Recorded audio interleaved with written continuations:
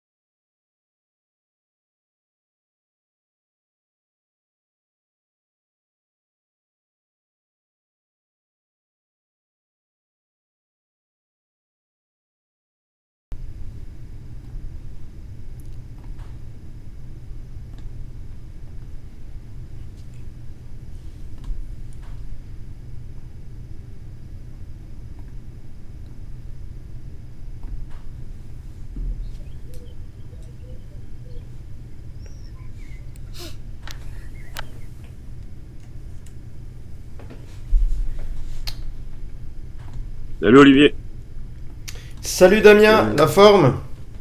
ça va et toi? Ouais, t'as un drôle de décor là, qu'est-ce qu'il y a derrière toi? Ouais, je suis invité, donc je suis en famille. Ah, je croyais que c'était un parc d'attractions, qu'il y avait un espèce de Space Mountain là, Non. derrière toi. Qu'est-ce que c'est que ce... C'est les montagnes russes avec Textor. Salut les gars, bienvenue à tous. Bienvenue dans l'émission Peuple du Rhône. Merci à tous pour votre fidélité et votre bienveillance. Nous savons que les temps sont durs autour de l'Olympique Lyonnais, que des événements successifs douloureux portent atteinte à votre passion à différents degrés. Parce que pour certains, c'est un simple loisir, un passe-temps. Pour d'autres, c'est votre région, la ferveur locale. L'histoire de ce club, vous l'avez vécu intensément localement, comme Damien également. Au fur et à mesure des années. Et pour d'autres, dans le registre de supporters dans lequel je suis moi, par exemple, c'est une religion. Vous n'avez cessé d'avoir foi en l'Olympique Lyonnais. Vous pensez que son destin doit être grand et malgré les faits et actualités qui nous remettent les pieds sur terre, je crois que nous serons encore tous réunis ici, animateurs de Peuple du Rhône, parmi les premiers à vous donner les signaux positifs que vous attendez tous. Nous serons là, croyez-le moi. Ils sont là ce soir avec nous, vos messagers. Donc, il est là, Damien. Il y a également Greg qui arrive. Salut Jean-Pierre, bonsoir à tous. Salut. Salut Greg, Salut les gars. ça Salut va? Greg. Donc j'ai étudié un petit peu le document que tu m'as envoyé, Damien. J'ai un petit peu regardé en détail, alors c'est très long. Alors il se trouve que c'est quelque chose qui a été modifié ou en tout cas mis à jour de date en date. Il y a des choses qui datent de très loin derrière comme information. Ça, je me suis dit mais je comprends pas, tu vois. Et à partir des informations là, notamment, donc c'est de ce document que tu m'as envoyé. Déjà, c'est un amendement au document d'enregistrement universel et ça a été déposé le 10 février. Donc il y a une sorte de mise à jour, tu vois, assez récemment quand même. J'ai regardé certaines choses et puis il y a des informations qui peuvent nous intéresser ou en tout cas qui ne concernent pas l'OL peut-être dans l'état actuel mais qui peut nous apprendre des choses. Petit détail, Damien, merci pour les cadeaux, hein, mais t'es pas obligé. Déjà hier, t'en as envoyé un, je vois ça. T'inquiète. Donc, les informations concernant l'Olympique Lyonnais, sur ce que tu m'as envoyé, il y a notamment la levée de fonds d'un montant total de 320 millions d'euros, amortissable sur 20 ans. Alors ça, c'est le prêt hein, qui s'est fait octroyer notamment avec un plan de remboursement. Sur un taux fixe de 5,83% par an, mais entre-temps, il a été révisé et il est passé, il me semble, à plus que 6%, 6,5%, il me semble. Voilà, ça c'est ce que j'ai pu constater. Alors, je suis pas financier, donc vous allez me dire en commentaire si je me trompe ou non, parce que même la lecture des documents est très difficile. Ce qui m'a intéressé également, c'est ça, c'est que ce financement a été mis en place aux fins notamment de refinancer la dette bancaire et obligatoire long terme. Les contrats relatifs à ce financement contiennent des engagements d'OL SASU et des cas d'exigibilité anticipés considérés par le groupe comme usuels pour ce type de financement. Ceci concerne notamment des limitations en matière d'endettement supplémentaire, un encadrement des cessions d'actifs, des clauses de défaut croisées ou encore de stabilité de l'actionnariat d'OL SASU et d'Eagle Football Group. Donc voilà, tu peux pas faire tout ce que tu veux avec, hein, il y a des limitations en matière d'endettement, c'est bien précisé, ça on a très bien compris ce que ça veut dire, l'encadrement des cessions d'actifs, ça veut dire que tu peux pas te débarrasser comme tu veux de tous les actifs de l'Olympique Lyonnais. Et voilà, il y a des clauses notamment entre le club et John Textor également. Et puis entre-temps, il y a eu également aussi une levée de fonds complémentaire de 65 millions d'euros sur 5 ans auprès de banques étrangères, avec notamment une partie 32,5 millions remboursables in fine, et après renouvelable de 32,5 millions d'euros également. Voilà, donc ça c'est sur les chiffres. Si vous voulez déjà me dire des infos soit complémentaires, soit une analyse de votre part, vous m'arrêtez, Damien ou Greg, et sinon je continue hein, sur la lecture de ce document et sur les passages qui m'ont intéressé. Non, mais moi, les finances, c'est compliqué, c'est complexe, t'as vu. Il y a des taux, il y a plein de choses qui... Ouais, c'est assez complexe, il faut connaître, quoi. Ouais. Et alors en juin 2024, Ils ont bénéficié d'une augmentation du prêt à terme à taux variable pour un montant de 10 millions d'euros supplémentaires. Donc ils ont déjà utilisé une sorte de clause supplémentaire pour augmenter la capacité. Donc ça, c'est pas non plus le meilleur des scénarios. Ça veut dire qu'à chaque fois, tu as besoin d'un peu plus d'argent. Sur le plan sportif, ils ont mis dans ce bilan-là, ils ont parlé de Paulo Fonseca. Ils ont dit: Paulo Fonseca a été nommé entraîneur principal de l'équipe professionnelle jusqu'au 30 juin 2027. Paulo Fonseca et son staff ont pour mission d'entamer un nouveau cycle et de conduire le club au plus haut niveau lors de cette deuxième partie de saison et d'atteindre l'objectif principal de participer à la Ligue des Champions dès la saison prochaine. Là déjà, il y a un petit coup de pression sur Paulo Fonseca parce qu'il est, on va dire, notifié sur le plan sportif sur ces documents-là. Donc voilà, on le sait, ce serait presque miraculeux de voir l'OL atteindre une place qualificative là pour la Ligue des Champions sur les 2 derniers matchs. Malgré tout, Tagliafico et Paulo Fonseca vont y croire jusqu'au bout, c'est leur rôle, hein. Après, ils sont payés pour ça, ils sont missionnés pour ça. Donc là, sur l'objectif déjà là, il ne sera pas atteint. Donc ça veut dire que quand tu te présenteras face à la DNCG, et les gars, je peux vous confirmer parce que vous m'avez dit que c'était en juin. C'est ce qui était annoncé. Parce que là, j'ai lu aujourd'hui encore, notamment via le site Olympique et Lyonnais, que c'est fin mai. Sur un des articles tout récents d'aujourd'hui. Oui, Nous, on avait dit fin mai, mais il y en a qui nous ont mis le doute la dernière fois sur le live. Ok. Oui, en juin, c'est début juin, fin mai, quoi. Enfin, voilà, c'est donc dans un en mois. gros, c'est... il va rester quoi, 2 semaines 3 semaines 3 semaines à tout casser. Donc grosse pression au-dessus de la tête du club et de Eagle Football. Alors il est dit également qu'au cours du mercato d'été, le club a eu d'importantes opportunités de cession de joueurs, donc ça c'est l'été dernier, mais que malheureusement des joueurs ont choisi de rester à l'Olympique Lyonnais. Donc ça veut dire qu'il y a des joueurs dans le budget prévisionnel qui se sont dit bah celui-là on va les vendre. En réalité, ces joueurs-là, tu peux pas les pousser à la sortie. Il y a quand même un contrat qui est fait sur plusieurs années. Si le joueur souhaite rester, alors tu peux pas le pousser vers la sortie. D'après vous, c'est qui les joueurs concernés? Là, on le sait, il y a Nouama. Ouais, Nouama. Est-ce que parmi les cadres et les plus gros salaires du club, il y a d'autres joueurs? Oui, il y avait Anthony Lopez, certainement. Ouais, il y avait Lopez. Est-ce que Lacazette, il voulait pas qu'il parte? Ouais, à un moment donné, on se pose la question. Bah, il y a plein de joueurs, ouais, à gros salaire. Hein. Après, on sait pas exactement qui devait partir. Nouama, on le sait parce qu'on se rappelle de sa visite médicale où il s'est enfui. Je crois que c'était à Fulham, non? C'était à Fulham. Oui, c'était à Fulham. Et voilà, Mangala, il a été prêté du coup au lieu d'être racheté par Everton. En plus, il est gravement blessé. Donc il y a plein de joueurs qui ne sait pas exactement ce que voulait faire Textor avec. Donc voilà, il y a ça. Donc on a les joueurs, on a dans des documents que tu m'as envoyé une liste de joueurs notamment qui sont partis pour des sommes, les gars. Alors c'est pas des grosses sommes, hein. Maintenant, il faut m'expliquer si vous savez ce que c'est un montant IFRS. N'hésitez pas à le dire en commentaire. C'est quoi IFRS? Parce que j'ai l'impression de voir des montants qui sont clairement réduits par rapport à ce qui était annoncé dans les transferts. Ça vous dit rien? Le Non. diminutif là? Ok. J'ai beau chercher, je ne trouve pas ce que c'est. Après, l'OL souvent fait des transferts, on va dire, un peu plus bas, mais rajoute, tu vois, des intensifs, des choses comme ça, tu vois. D'accord. Donc après, au final, ça équilibre. L'OL aime bien faire des pourcentages à la revente, des trucs comme ça, c'est sa spécialité depuis quelques années. Parce qu'on voit notamment les transferts des joueurs lyonnais qui sont partis. On a O'Brien qui était parti à 14,3 millions d'euros. Il est parti à combien? Nous, les chiffres annoncés dans la presse, c'était quoi? C'était beaucoup plus, non? C'est 20, je crois. Ouais. En fait, je pense qu'il y a peut-être quelque chose qui enlève une marge. C'est-à-dire, il y a une marge qui rentre dans le club et il y a une autre qui... Voilà, il y en a une qui rentre directement dans le club et il y a une partie de la somme en argent qui doit pas revenir directement au club. Alors, est-ce que quand les documents ont été faits, c'est peut-être la somme qu'ils ont reçue pour l'instant? Ah oui, ça peut être ça. Joueurs, il y a Je vais te citer d'autres joueurs, tu vas me dire si ça peut correspondre à peu près. Mamadou Sarr, 9,2. Jeffinho, 4,2.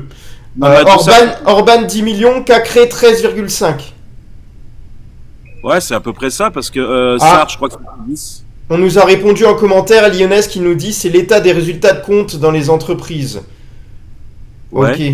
Bah, Ça ouais. veut dire quoi? J'ai du mal à faire le lien malheureusement entre ce que je lis et ça, mais merci en tout cas de nous faire la définition de ça.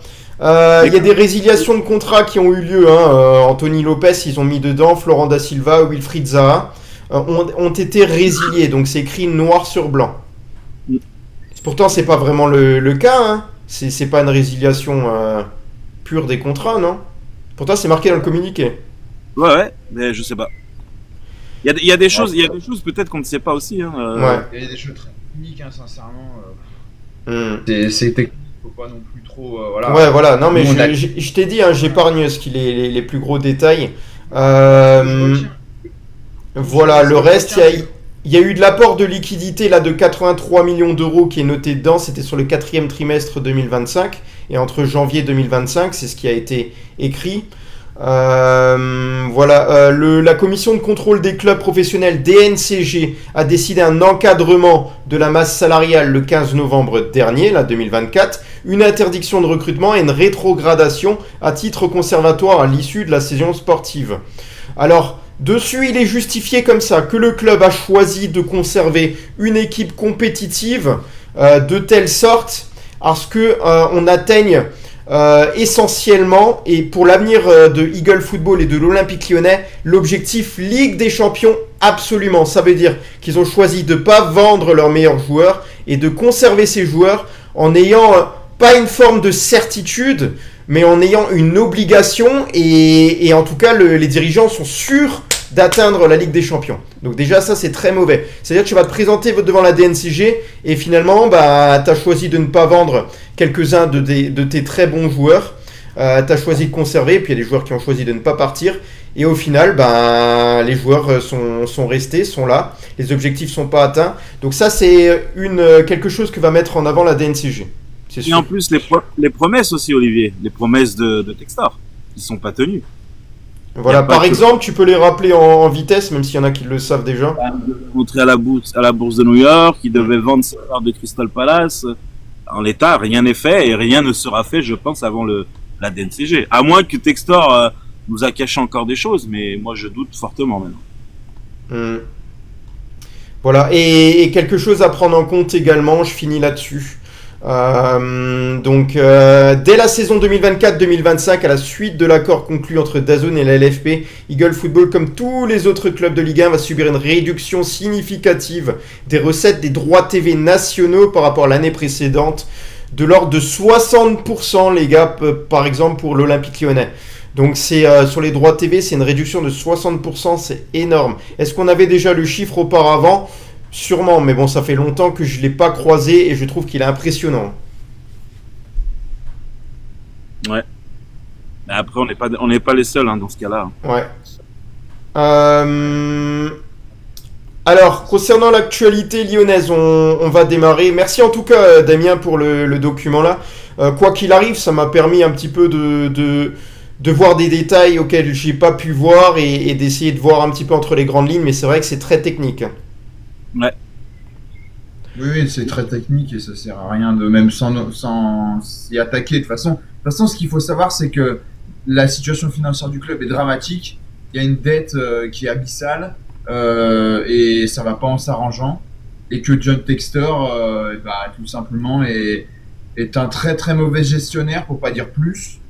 Voilà. Et que de toute façon, aujourd'hui, on doit faire face. Il y a des solutions qui doivent être trouvées. Bonnes ou mauvaises, on ne sait pas, mais en tout cas, c'est ça. Après, les comptes, c'est comme ça. De toute façon, il y a plein de choses. Moi, ce que j'ai retenu aussi, c'est que ça, on n'en parle pas beaucoup, mais c'est que la plupart des joueurs qui ont été achetés, en fait, ont été revendus à perte. Parce que quand tu vois que Jeffinho, par exemple, au final, tu perds 4 millions sur lui. Voilà. Amin Sarr, tu vas perdre aussi. Alors, ok, il y a Barcola, Gusto, les joueurs du centre de formation qui sont venus. Qui ont été vendus à prix fort, il n'y a pas de souci. Mais tu perds beaucoup plus d'argent. Benrahma, tu perds aussi de l'argent parce qu'au final, c'est 20 millions. Et là, il part pour 12 plus 3. Donc, au final, c'est ça, c'est que le club, et ça, on l'a dit depuis le début, et tous les supporters le savent, c'est qu'on vend mal. On ne sait pas vendre. On a beaucoup de mal à vendre. Merci Malcolm, merci pour le follow. N'hésitez pas à nous suivre en masse, n'hésitez pas à partager aussi, n'hésitez pas à liker. Merci à vous. Ouais, tu as bien fait de le dire justement là-dessus, donc ça fait partie aussi des choses. Et Jean-Michel Aulas le faisait aussi, c'est-à-dire dans les prévisions, il mettait des joueurs et il surenchérissait la somme probable en cas de vente. Oui, mais derrière on n'avait pas de soucis administratifs. Ouais, ça c'est clairement honteux pour un club de football, déjà que tu remplis pas la paperasse comme il faut. Et puis on a appris comme par hasard, dans les jours qui ont suivi, on a appris que les documents les documents pour la Coupe d'Europe qui n'ont pas été remplis, et ben c'est aussi peut-être dû parce que il y a des informations qu'il vaut mieux pas transmettre à l'UEFA de la part d'Eagle Football. Ah bah oui, mais bon, l'UEFA, ils s'en foutent de ça. Ce qu'ils veulent, c'est les documents en temps et en heure. Donc, et on l'a vu aujourd'hui. Tu le diras. Je pense que tu l'as eu, mais l'annonce de l'UEFA aujourd'hui, elle est encore plus dramatique pour l'Olympique Lyonnais. On continue, les gars. Alors, il y a une équipe en France qui pouvait être la première justement à le faire. C'est la réserve de l'Olympique Lyonnais qui malheureusement s'est inclinée. La première équipe française, elle aurait pu être la première équipe française à remporter la Première Ligue International Cup. Et malheureusement, là, les joueurs de Gueïda Fofana ont fait match nul. Et ils ont perdu au tir au but. Donc c'était 0-0. Et ils ont perdu 5-4 au tir au but. Donc malheureusement, voilà, il n'y aura pas de trophée pour cette équipe-là cette saison. Mais malgré tout, on considère que c'est une meilleure saison du côté de la réserve et qu'ils ont toujours l'objectif en championnat qui peut être atteint, il me semble, dans les 2-3 premiers. Donc voilà. Malgré tout, il paraît qu'ils ont fait presque jeu égal, c'est ça, avec Nottingham Forest. Je ne sais pas si vous avez pu avoir un résumé ou simplement le constater dans la presse. Non, j'ai même pas. Ce qui est juste rageant, c'est qu'on n'a pas de chance parce qu'au final, il y avait beaucoup de blessés, des blessés importants. Il y a eu Barisic qui était suspendu. Il a quand même été dans le groupe pro 2-3 fois cette saison. Il y a eu Romain Perret, qui est un des meilleurs buteurs, qui n'était pas là, blessé. Enzo Molébé, pareil. Et puis le dernier, Rodriguez. Antoine Dorival. Non, c'était pas lui. Antoine Dorival qui Dorival. était à la CAN. Rodriguez a été là, mais il paraît qu'il a eu du mal, voilà. Et puis après, tu t'inclines 5-4 au tir au but. De toute façon, à ce moment, depuis Manchester, déjà les Anglais, on a beaucoup de mal. Autant le PSG, ils les adorent, ils les croquent. Mais nous, c'est une catastrophe. Mais de toute façon, depuis Manchester, je sais pas, il y a un truc qui a tourné. Alors, il y a eu la petite éclaircie rennaise. Mais franchement, depuis Manchester, il y a un truc qui a tourné. Il n'y a rien qui va. Enfin, il y a des blessures. Il apprend plein de choses. Donc, depuis Manchester, c'est une catastrophe. Tout s'effondre. Malheureusement. Ouais. On continue. Donc on a parlé des jeunes de l'Olympique Lyonnais, on va parler de la commission de discipline qui a infligé 1 point de pénalité. On en a parlé vite fait hier, mais c'est vrai que j'ai pas pu voir l'article sous les yeux, donc j'ai pas pu non plus essayer de comprendre véritablement, même si ce sont de simples communiqués. La commission de discipline de la LFP a infligé 1 point de pénalité avec sursis à Saint-Etienne après les incidents survenus lors du derby. Alors moi je trouve que la sanction est choquante. Elle est choquante parce que, je vais vous expliquer ça, parce que il est dit précédemment qu'au regard de la gravité des faits, la commission de discipline de la LFP avait décidé de mettre le dossier en instruction.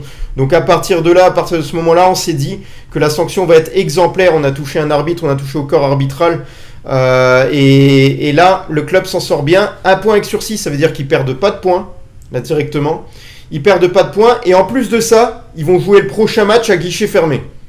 Donc ça veut dire que même là-dessus, il n'y a aucune des tribunes qui est suspendue, malgré le fait qu'on ait repéré les personnes d'où elles venaient, et même si selon eux, ils faisaient manifestement pas partie, en tout cas des ultras sur les côtés, mais il y en a un qui est abonné, malgré tout, il me semble, l'un des deux.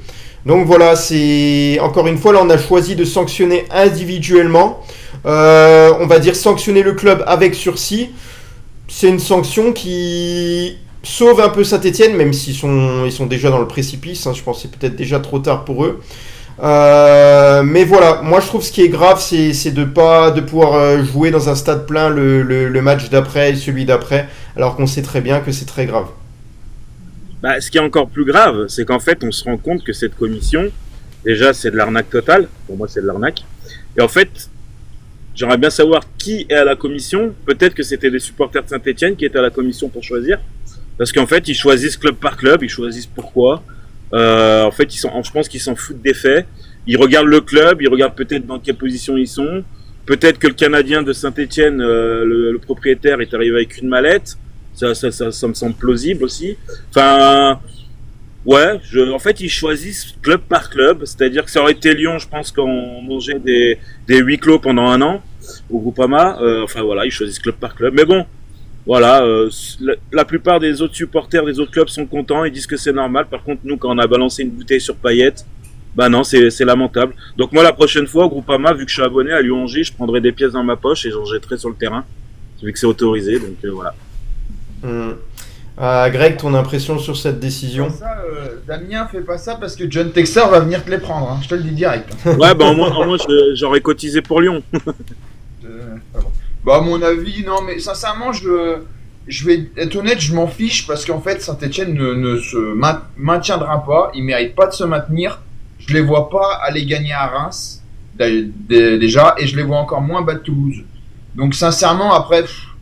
Honnêtement, vu le marasme qui est à l'Olympique Lyonnais, sincèrement, m'occuper des Stéphanois, je m'en Mais il n'y a même fiche, pas une parce qu'on sait amende. Il n'y a même pas une amende en plus. Non mais c'est quand même grave, Greg, en fait. C'est pas par rapport à Saint-Etienne, ça aurait été un autre club. Moi j'avais fait une vidéo à l'époque sur Payet, j'avais dit que c'était lamentable, que nos supporters c'était n'importe quoi. Enfin, celui qui avait fait ça. Là, en fait, c'est ouvrir la porte à tout. Ils nous sortent des... En fait, ils choisissent club par club, c'est ça qui est honteux, en fait. Je m'en fous que ça soit Saint-Etienne, ça aurait été un supporter de Reims, j'aurais dit la même chose. Mais là, enfin, on fait ce qu'on veut, en fait. On fait ce qu'on veut. Et après, qu'ils nous sortent pas, qu'il faut être exemplaire. Qu'on choisisse club par club, moi, ça me gêne pas, mais qu'on donne des décisions et des sanctions normales, logiques, plausibles, et que tout le monde soit logé à la même enseigne. Bah oui. Voilà, mais on sait, hein, que de toute façon... C'est autant le bordel à la Ligue qu'à la Commission, qu'à la DNCG, de toute façon, qu'à l'arbitrage. De toute façon, c'est un bordel sans nom. Et moi, je veux mettre autre chose en avant qu'a dit Damien hier pour clore ce dossier. C'est que c'est quand même une insulte envers le corps arbitral, cette sanction-là. Bien sûr. Parce que, est-ce que tu trouves que c'est un moyen de les protéger, d'adoucir énormément cette sanction? Parce que pour moi, une sanction logique, je te cache pas, hein, par rapport à ça, une sanction logique, déjà c'est minimum une grosse amende, après c'est suspension de la tribune logiquement, et sanction de points s'il doit y avoir, c'est largement plus que 1 point, et en plus de ça, il doit y avoir... Des choses encore plus sévères et un encadrement plus sévère, parce que on essaye depuis des années d'apprendre au football amateur à respecter les arbitres, et quand on voit ça, des supporters notamment enfants qui étaient au stade et qui voient ça, des jeunes, et après ils peuvent répéter ça à l'extérieur en pensant que de toute manière il n'y a pas de sanction. Mais c'est là où c'est grave, en fait. C'est, tu te rends compte, pour des banderoles, pour des chants insultants, on ferme une tribune. Là, pour un jet d'objet, la tribune n'est même pas fermée. Enfin, je veux bien, moi, hein, mais ça a arrêté à Lyon, à Marseille, au PSG. Mais je vous promets que déjà, je pense que le stade aurait été fermé pour Lyon-Angers ou la tribune. Mais ce qui est logique, en fait. Mais non, ils vont nous dire, ouais, mais après, ça va pénaliser les autres gens. Mais Payet, c'est pas 60 000 personnes qui ont jeté des bouteilles sur Payet. C'est une seule personne. Et toute la tribune tout le stade a été contraint quand le match est rejoué. C'était à huis clos. Enfin, c'est là où c'est pas compréhensible. Alors, je veux bien qu'on protège Saint-Etienne parce qu'il leur reste 2 journées pour se maintenir. Mais enfin, moi, à 5 journées de la fin, je vais faire ça. Si Lyon va descendre en Ligue 2, je vais jeter des pièces. Et comme ça, on n'aura rien. Non, mais moi, c'est ça. La sanction, elle est ridicule. Je ne comprends pas, en fait. Et tu sais ce qui va se passer maintenant? Ce qui va se passer, c'est qu'en fait, parce que vu qu'entre guillemets, il n'y a pas de sanction, et ben la prochaine fois que ça arrive, l'équipe adverse, parce que là on a été gentil, parce que si l'OL aurait dit nous on veut pas reprendre le match, c'est possible que le match n'aurait pas repris, tu vois. Et c'est comme à Marseille, la bouteille sur Payet, c'est l'OM qui avait dit non, nous on veut pas reprendre le match, et on avait fait un match à huis clos. Donc ce qui va se passer, c'est que les équipes, comme l'OL par exemple, ils vont dire bah non on reprend pas le match, comme ça on se fait un match à huis clos et nous on fait notre propre sanction. Voilà. Oh mais c'est un. Mais bordel. juste 2 minutes. Juste 2 minutes, Olivier, parce que là, j'aimerais bien répondre. Je pense que c'est un supporter stéphanois. Ouais. Il nous dit, mais vas-y, t'as vu tous les huis clos que l'on a mangés. Donc, ça veut dire que cette année, votre tribune, enfin, vos supporters ont pas été corrects. Et là, il y a une pièce et on dit rien. Enfin, ce que tu viens de dire, Rio, le guerrier de l'espace, c'est complètement, en fait, t'as le cerveau qui est à l'envers. Tes supporters ont fait des conneries pendant X matchs, mais là, pour une pièce, on va accepter. Enfin, ça veut rien dire ce que t'as dit, là. Bah, excuse-moi, mais là... En plus, il y en a qui ont manqué leur cible. Mais c'est surtout que en fait, je veux dire, peu importe, il n'y a pas de... En fait, la commission doit pas avoir une règle en mode genre, bah, vous prenez, il y a 10 huis clos, genre, non, si tu fais Ah oui 30 bêtises, bah, tu prends 38 clos, et c'est bête. C'est comme quand t'engueules un enfant, voilà, tu vas pas l'engueuler, s'il fait 10 bêtises, tu vas pas l'engueuler 5 fois, tu vas l'engueuler 10 fois, c'est pareil. Donc là, oui, ok, c'est bête, les huis clos. L'OM, je suis d'accord, hein, l'OM aurait dû aussi prendre du huis clos, hein, parce que quand on voit qu'il y a un chargeur de téléphone qui arrive sur la pelouse, en plus ça vient, je crois, sur le côté, c'était cette année, bah, l'OM a rien pris non plus, tu vois, donc voilà. Mais en tout cas, c'est aux supporters de se maîtriser, là, c'est que, enfin voilà, de s'éduquer, j'en sais rien, mais il y a des choses qui sont aberrantes, quoi, voilà. Après, je suis d'accord qu'un huis clos, c'est pas normal, parce que il y a, on va dire, quoi, il y a peut-être 40 000 personnes qui ont rien fait, t'en as 4-5 qui ont foutu le bordel, et tu sanctionnes tout le monde. Le problème, c'est qu'aujourd'hui, voilà, il n'y a pas d'autre solution, quoi. Quand tu vois que les supporters, ils sont plusieurs, hein, acheter des pièces, il n'y en a pas qu'un, ils vont être jugés en octobre.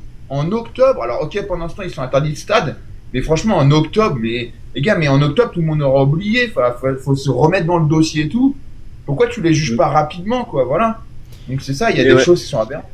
Par rapport aux demandes à ceux qui veulent monter là sur le live, vous aurez l'occasion là en fin justement d'émission de participer. Donc soyez patients. Merci pour vos commentaires. On les lit également et comme l'a fait Damien, il y a répondu. C'est vrai qu'on a continué aussi les sujets, mais quand on peut, on le fait. Moi, Olivier, je vais rester encore 10 minutes parce que comme je suis invité, je vais pas rester 1 heure. D'accord, pas de souci. On continue les gars. Donc, John Textor est invité et reçu au Parc des Princes par Nasser El Khelaifi. Le dialogue a repris entre les deux présidents. Donc, il a dit heureux de travailler à nouveau avec Nasser El Khelaifi, en ce moment critique sur les défis, les opportunités autour du football français.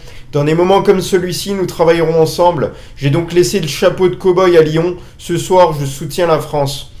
Alors nous, on a vu quelqu'un malgré tout qui fait volte-face parce que John Textor, il incarnait un petit peu une forme de résistance face à la domination du Paris Saint-Germain en France par rapport à pas forcément la domination, mais par rapport à tout ce qui s'est fait et dit qui n'était pas logique ou pareil pour tous les clubs français. Par rapport aux affaires et là le fait que John Textor défend celui qu'il a tant critiqué durant toute la saison, ça nous dérange un petit peu. Ça les empêche pas qu'ils doivent travailler ensemble justement, mais le fait que John Textor n'a toujours pas répondu à ses supporters par rapport aux différentes affaires des derniers jours, des dernières semaines, alors que nous sommes dans l'inquiétude, ça veut dire non seulement que nous ne sommes pas la priorité de John Textor en 1. En 2, ça veut dire que le football français, là, comme il veut nous faire croire, on se pose la question si c'est pas uniquement lié à l'oseille. Est-ce qu'il y aura une réouverture ou non de la possibilité de transfert de Ryan Cherki au Paris Saint-Germain par la même occasion? Ça peut être dans les discussions. On sait pas. On peut dire qu'on mélange des tas de sujets, mais je pense que moi je l'ai mal vécu ce fait-là parce que je pense qu'avant de chercher à communiquer avec Nasser, là, il devrait faire en priorité les communiquer auprès des supporters qui en ont grand besoin. Bah t'as tout dit Olivier. S'il le fait, de toute façon, je pense que c'est son dernier recours, c'est d'être dans la poche de Nasser pour essayer peut-être de sauver le club. Je vois pas d'autres moyens. Après, on connaît ce monde-là, c'est un monde de requins de toute façon, donc les faux culs, il y en a beaucoup. Et puis il y a pas que ça. Je pense que 50% c'est lié peut-être à la vente de Ryan Cherki.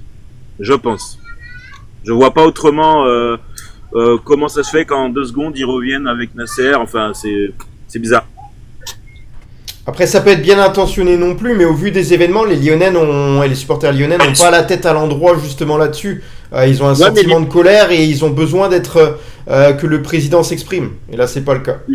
L'image que rapporte là à l'heure actuelle, depuis hier, Textor, déjà beaucoup de Lyonnais ne l'aiment plus. Mais là, en fait, qu'est-ce qu'il fait? Enfin, il passe pour un guignol. Excusez-moi du terme, mais il passe pour un guignol, John Textor, depuis hier soir. Enfin, ouais, c'est incompréhensible. L'avis de Greg là-dessus? Ouais, non, mais moi, je comprends ce qu'il veut faire. C'est que, étant donné que Nasser est entre guillemets le boss du football français, il veut se rapprocher de lui pour sauver le club. Sauf que, en fait, chacun son avis. Mais moi, je préfère 100 fois descendre en Ligue 2, mais rester droit dans mes baskets, et puis remonter, construire un projet viable, plutôt que de devenir un toutou absolu de Nasser. En plus, franchement, sincèrement, enfin, ça a mauvais goût. On sait que le Moyen-Orient et les États-Unis, c'est quand même, surtout en ce moment, c'est quand même assez, comment dire, ils sont en concurrence niveau du pétrole, des choses comme ça. Donc, sincèrement, voir un Américain qui est là, monté sur ses grands chevaux, comment dire, s'incliner devant un Qatari, franchement, même lui, sincèrement, il va passer pour un guignol. Et sincèrement, moi, je le dis, John, you are a joke. Tu es une blague. Sincèrement, c'est possible. Et voilà, tout simplement. Et le pire, c'est que tu vas voir, c'est que dans quelques temps, il va peut-être faire une conférence. Et si l'OL est sauvé, parce que moi, je pense qu'on sera sauvé, je sais pas par quel moyen, mais je pense qu'on restera en Ligue 1. Est-ce que c'est bien? Est-ce que c'est pas bien? Enfin, c'est bien pour l'instant, mais bon, je pense qu'on y va tout droit, malheureusement, au fur et à mesure. Voilà. Mais entre guillemets, il dira, bah regardez, en fait, j'ai su mettre mon ego de côté pour vous sauver. Mais en fait, on s'en fout de ça. On s'en fout. C'est Nasser avec ses comment dire, ses balbutiements, ses histoires, ses négociations. Merci 6-9. Qui est en train de foutre un bordel sans nom. Voilà, tout simplement. On va dire ciao à Damien. Bonne soirée, merci de ton passage. En urgence, pas de souci. Merci à toi, bonne soirée. Bonne soirée les gars. Ciao. Ciao. Donc moi je suis pas du tout d'accord, mais ça m'étonne pas en fait parce qu'au final il est en train de révéler sa vraie personnalité. Alors je suis pas là pour faire un bashing Textor, hein. Moi je le connais pas personnellement, mais de ce qu'on voit en fait c'est quelqu'un qui va où le vent le mène. Le problème c'est qu'en fait je suis même pas sûr que, parce que Nasser est pas quelqu'un de bête, hein, loin de là, je suis même pas sûr que ça fonctionne. Et voilà, tout simplement. Après, l'histoire de Cherki, je sais pas. Moi, je sais qu'il y a des clubs anglais qui sont dessus. Donc, en Angleterre, il y aurait peut-être plus de moyens. Mais bon, après, ça dépend. Peut-être qu'il lui a dit, bah, je t'achète Ryan pour 50, 60. Et alors que les clubs anglais vont mettre 40, j'en sais rien. Moi, j'ai pas d'infos là-dessus. Et sincèrement, je pense pas aujourd'hui que le PSG, qui est en finale de Ligue des Champions, a besoin de Cherki. Sincèrement, je pense que ils vont aller chercher Akliouche, des mecs comme ça. Je pense qu'ils ont largement de quoi faire. Voilà, mais bon, après on verra. Mais en tout cas, ça montre en tout cas qu'il est complètement déconnecté de la réalité, qu'il essaye de trouver des solutions parce qu'il en a plus du tout. Mais c'est des mauvaises solutions, tout simplement, voilà. Ouais. Moi, je suis d'accord avec Yona, notamment quand il dit le plus inquiétant, Textor nous dit rien, c'est ce qu'on vient de dire exactement. C'est voilà, ça veut dire qu'il n'a pas encore suffisamment de signaux positifs à nous dire. Il n'a pas suffisamment de, on va dire de munitions pour nous calmer, on va dire, pour nous adoucir. Je pense. Je vais parler, mais. Alors le fait aussi qu'il y ait des discussions qui ont repris entre John Textor et Nasser El Khelaifi, c'est aussi apparemment selon Olympique Lyonnais, c'est grâce à Michael Gerlinger qui aurait influé un petit peu là-dedans dans ce retour-là. C'était un conseil de sa part et en tout cas c'est vrai qu'il y a une méfiance des supporters lyonnais qui font un petit peu le lien entre notamment le départ on va dire avorté de Ryan Cherki au Paris Saint-Germain lié aux mésententes entre John Textor et Nasser El Khelaifi et que maintenant ils peuvent se poser la question est-ce que ça arrivera. C'est vrai que moi je voudrais le voir partir n'importe où sauf au Paris Saint-Germain. Alors il y a certains supporters qui vont être plutôt dans l'idée de conserver les meilleurs joueurs dans le championnat de France et ainsi armer une autre équipe également. Mais moi, il y a des joueurs, notamment sur cet ADN-là Olympique Lyonnais, sur lequel j'ai pas forcément envie de voir avec le maillot du Paris Saint-Germain, par exemple, ou de l'Olympique de Marseille. Ça ne changerait pas là-dessus. Ouais, non, mais je pense que. Après, sincèrement, je sais pas, parce que moi, sincèrement, j'aime beaucoup Ryan Cherky, mais sur les gros matchs, il est quand même rarement là face à United, au retour, hein, je parle. Il fait une énorme action où il dribble tout le monde, mais pour le reste, il est quand même assez absent. Après, il est un peu mieux en prolongation, mais voilà quoi. Mais sinon, pour le reste, moi je suis pas sûr sincèrement que le PSG aujourd'hui a besoin de Ryan Cherky. Maintenant, c'est peut-être ça. Hein. C'est peut-être aussi qu'il se rapproche, voilà, tout simplement. Après, en termes de com, c'est bien joué. Moi, j'aime pas parce que je trouve que ça fait volte-face, mais c'est bien joué pour sauver le club, entre guillemets. Parce que, mieux vaut être ami avec les puissants que ennemi avec les puissants, tu vois. Mais bon, par contre, je trouve que c'est. Moi, en tout cas, c'est pas l'ADN, je pense, lyonnaise.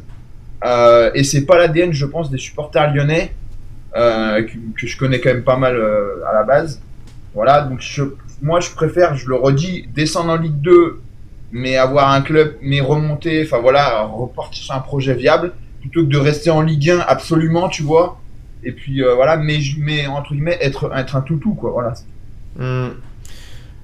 Ouais, on va aller sur le sujet principal de la journée parce que, comme le dit si bien Juju, qui ne peut pas être avec nous ce soir, aujourd'hui, le quotidien des Lyonnais, c'est chaque jour une mauvaise nouvelle, surtout au niveau du football. Donc, si l'UEFA, quelque part, propose un accord négocié à l'OL, c'est par rapport aussi au risque d'exclusion des Coupes d'Europe en cas de refus. Il faut savoir qu'il manque encore des justificatifs, hein. Entre l'Olympique Lyonnais et l'UEFA pour jouer notamment des communiqués et on va dire des rapports d'état financier, hein, du club, il y a des informations qui ne sont pas transmises en tout cas. Donc voilà, la situation financière est très inquiétante à l'Olympique Lyonnais et l'UEFA ne peut fermer les yeux sur ce qui se passe autour de ce club de l'Olympique Lyonnais qui est géré de façon honteuse. Donc si John Textor choisit de ne pas accepter le deal de l'UEFA qui propose une forme d'accord négocié, le club lyonnais s'exposerait à une exclusion des Coupes d'Europe. Et sinon, s'ils acceptent, ils risquent de payer aussi également une amende, hein, de l'ordre de près de 10 millions d'euros. Alors c'est pas rien, sachant que si tu te dis déjà, si tu te qualifies pas pour la Ligue des Champions, alors tes finances c'est mort. 10 millions d'euros, ça doit aussi faire très très mal dans les caisses de l'Olympique Lyonnais. Et c'est pas quelque chose qui ferait encore du bien avant le passage devant la DNCG, encore une fois. C'est quoi ton impression là-dessus, Greg ? Quand tu as lu ça aujourd'hui, qu'est-ce que tu t'es dit ? Déjà, je dis bonsoir à Phoenix qui vient d'arriver, donc bonsoir Phoenix. Bonsoir. Allez, déjà, merci beaucoup parce que vous êtes quand même 34, un peu plus de 30, un dimanche, pardon. Un jeudi férié. Mais jour férié. Ça fait plaisir. Donc merci beaucoup. Moi, mon impression, c'est qu'en fait, si tu veux, j'ai envie de dire, déjà, négocier avec l'UEFA ou la FIFA, c'est jamais bon. Voilà. Mais maintenant, j'ai envie de te dire, en fait, il faut choisir son poison. C'est que de toute façon, en fait, pour moi, il faut choisir la solution la moins pire. Les deux sont pas bonnes. Hein. Parce que déjà, donc, on l'a dit, donc, soit tu acceptes et donc tu payes 10 millions en amende, donc tu as déjà une dette, donc alors c'est pas non plus exorbitant, mais c'est pas bon, voilà, donc tu as 10 millions de plus. Ensuite, tu as un encadrement de ta masse salariale, alors ça c'est pas plus mal non plus, parce que au moins ça évite de faire n'importe quoi avec l'argent, voilà. Et ensuite, tu as un encadrement strict, enfin un contrôle strict sur les transferts. Alors je sais pas ça va être quoi, est-ce qu'on va être limité à un transfert à 5 millions, est-ce que, enfin voilà, donc ça va être très compliqué de gérer ton mercato. Maintenant, après, si tu fais pas ça, t'es privé de Coupe d'Europe. Voilà. Maintenant, le truc, moi, j'ai envie de dire, c'est bien, mais la Coupe d'Europe, je veux bien y aller et les Lyonnais seront contents parce que l'OL a l'ADN européen. Le problème, en fait, c'est que pour faire quoi ? Moi, j'ai pas envie que l'OL ne puisse avoir personne et on soit la risée de l'Europe ou de la France comme Nice l'a été il y a pas longtemps. Parce que je veux bien aller en Europe. Mais si tu perds tous tes comment on appelle ça, tous tes joueurs, et déjà tu vas rien faire, donc tu vas aller une saison en Europe, et derrière tu auras payé donc tes 10 millions d'amende, donc tu auras perdu 10 millions, étant donné que tu gagnes pas énormément en Europa League, parce que la Ligue des Champions, hein, mathématiquement c'est pas encore fini, mais on va être très réaliste, et même Fonseca et même Tagliafico l'ont dit qu'ils y croient, mais ils savent très bien que notre destin n'est plus entre nos mains. Voilà, nos pieds dans le football. Donc aujourd'hui, c'est un peu compliqué, c'est un dilemme. Et pour moi, c'est un peu choisir son poison, quoi. Donc après, c'est un peu compliqué. Est-ce qu'on choisit de payer? Voilà. Et puis après, on ne sait pas. L'UEFA a dit, explique qu'en gros, on est privé de Coupe d'Europe. Mais si on n'accepte pas, peut-être qu'on est privé aussi d'autres choses, tu vois. Donc je sais pas. Sincèrement, je sais pas. C'est compliqué. Mais en tout cas, quand l'UEFA arrive et veut négocier avec toi, c'est jamais une très bonne chose, quoi. Ça veut dire vraiment que tu es à la limite de la limite. Et en plus, on sait quand même que c'est une instance qui pèse énormément. On sait qu'ils sont un peu en bisbille avec la FIFA, tout ça. C'est Ceferin qui est derrière. En plus, il y a l'histoire, le projet de Super League, tout ça. Donc, l'UEFA est aussi opaque que la stratégie de Textor. Donc, sincèrement, c'est un peu compliqué. Maintenant, c'est une solution qui peut aussi permettre d'aller en Europe, de faire un peu rêver tout ça. Mais comme j'ai dit, si c'est pour faire perdre tous tes joueurs et faire comme Nice et avoir pratiquement 0 points, je crois que Nice en avait eu un ou deux, tu gagnes pas d'argent. Et voilà, quoi. Tout simplement. Donc c'est un peu compliqué. Après, ce serait intéressant d'avoir ton avis, Olivier, là-dessus. Mon avis déjà, c'est que je trouve que dans cette phrase qui est constamment répétée déjà par les médias, premièrement, de dire que l'UEFA propose, voilà, je pense que c'est un peu exagéré. Je pense que l'UEFA va dire envoyer un courrier en disant que on ouvre les discussions à ça, et de toute façon il n'y a pas le choix, sinon il y a une sanction qui sera plus grande. Donc je pense que ça a été dit un peu de façon moins gentiment, très professionnelle, mais un peu plus, on va dire, autoritaire. Voilà, maintenant ce que je pense, c'est que ça cache également que l'Olympique Lyonnais a des graves soucis. Moi je pense qu'on n'a même pas encore toutes les informations par rapport au fait que l'UEFA s'est saisie de ça. Et il ne faut pas oublier aussi que en Angleterre, Eagle Football, comme on l'a dit hier, ils ont 10 mois de retard sur le partage des informations financières sur le club. Donc ça, c'est énorme. Ça veut dire que pour moi, il y a des choses à cacher. Et on peut prendre en compte ça aussi. Maintenant, je pense que j'attends d'avoir plus d'informations pour pouvoir analyser davantage. Mais les gars, sachez que même si on dit beaucoup d'informations qui sont négatives autour de l'Olympique Lyonnais ces derniers jours, on prendra plus de plaisir à vous en dire lorsqu'il y en aura de meilleurs. On n'est pas tout le temps anti-Textor, c'est surtout qu'on analyse au jour le jour en fonction de ce qu'il démontre. Si maintenant il nous montre que l'Olympique Lyonnais fera partie des plus grands clubs d'Europe, comme il l'a dit, et qu'il le montre, on comprendra. Mais là, il nous montre clairement qu'il ne tient plus les rênes, en tout cas, que ce soit sur le plan financier, sur le plan administratif de ce club-là. Voilà, on va passer à un autre sujet, et notamment se projeter un petit peu aussi par rapport à la rencontre Monaco-Olympique Lyonnais. Il me semble que ça va être la rencontre du samedi soir. Samedi soir 21h, c'est ça ? C'est ça, en multiplex. Il y a les 8 matchs en multiplex. On n'a pas le choix du multiplex ? Hein ? On n'a pas le choix du multiplex ? C'est-à-dire, on a le droit de choisir l'OL seul ou pas ? C'est la première fois que DAZN fait, mais logiquement, je pense que oui. Moi, je pense que oui. Après, non, il y a le match de Saint-Etienne, je crois, qui est sur beIN, il me semble.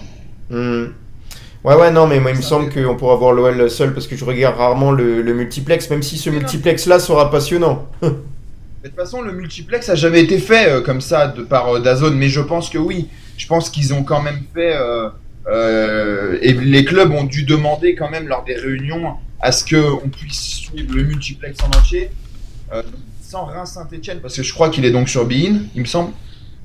Et puis ensuite, on puisse suivre son club aussi, quoi. Voilà. Ouais. À mon avis, il y aura tout, j'espère. Voilà. Alors déjà, quand on parle du multiplex, on va parler de suspense. Ouais, dis-moi. Je pense qu'à mon avis, parce que tu sais, si c'est comme Canal+, il y a toujours un match, entre guillemets, tu sais, un match référence. Ouais. Tu as toujours accès à un match, et tu sais, il tourne avec les autres, et je pense que ce sera ce Monaco-OL, parce que c'est quand même un choc européen, pratiquement, tu vois. Donc, à mon avis, même si t'as pas... Je pense que le multiplex commencera, tu vois, le fil rouge, on va dire, voilà, je trouvais pas mon mot. Je pense que le match fil rouge, ce sera Monaco-Lyon, tu vois, à mon avis.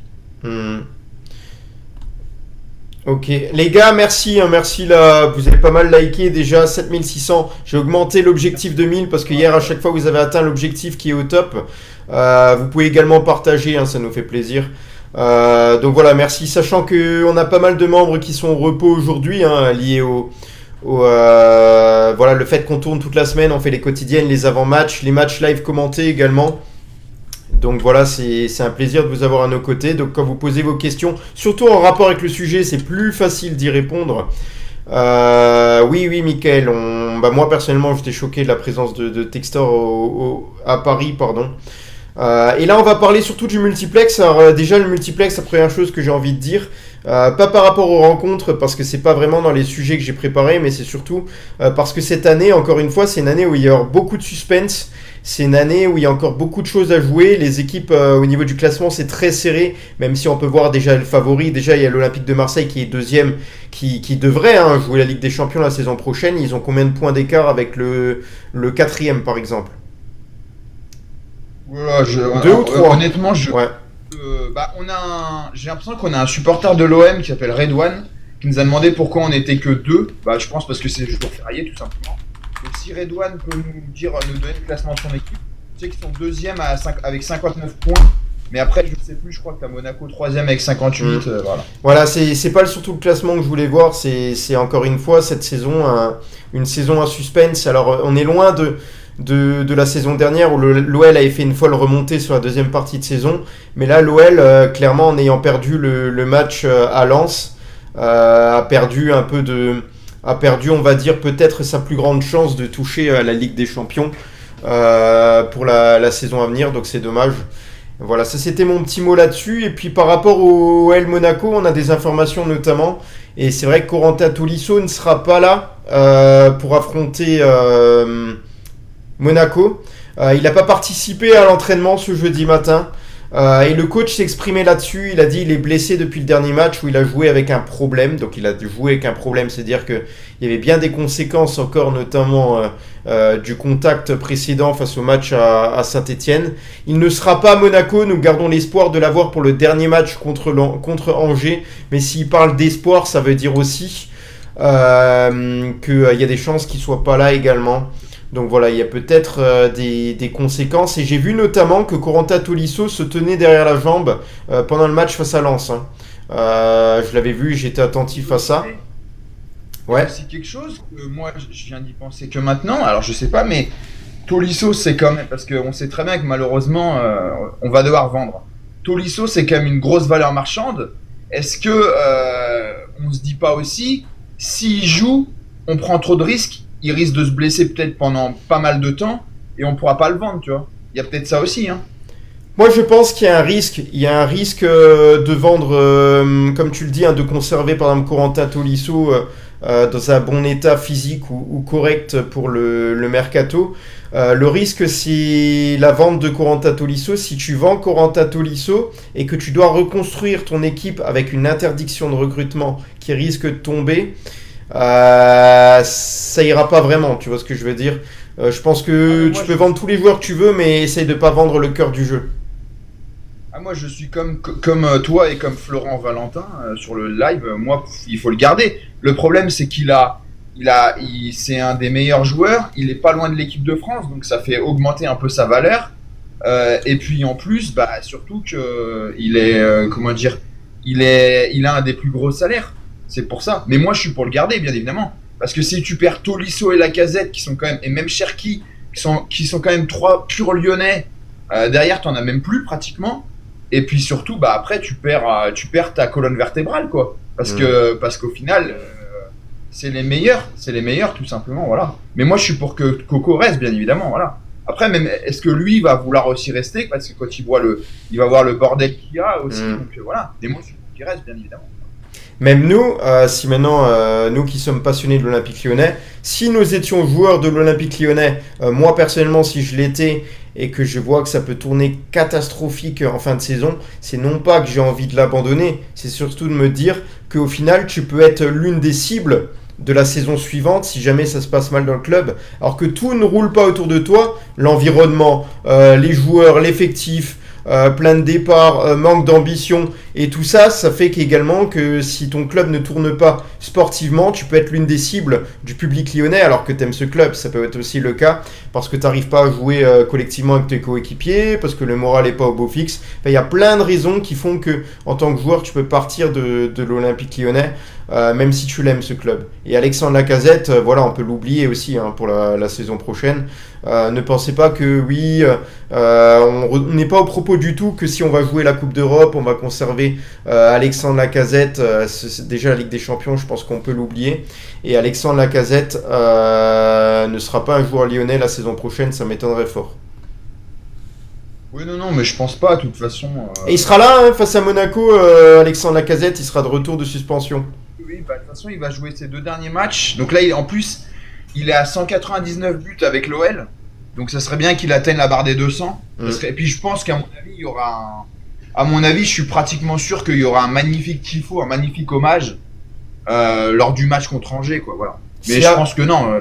S'il n'y a pas un magnifique brouhaha contre John Textor, ils n'ont pas essayé de faire les choses en grand pour le dégager. Les supporters savent faire la part des choses. Il y aura peut-être une banderole, voire 2 contre Textor.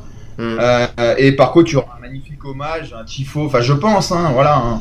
Peut-être qu'Alex viendra dans les tribunes à la fin du match parler. J'en sais rien. Je sais pas ce qu'ils ont prévu, voilà. Mais bon, mais je pense qu'il y aura quelque chose. Mais non, il va partir normalement. De toute façon, même Textor, il va plus en vouloir. Textor doit se débarrasser de la plupart des gros salaires. Il a le plus gros salaire du club à 30 ans passés, donc voilà, c'est tout.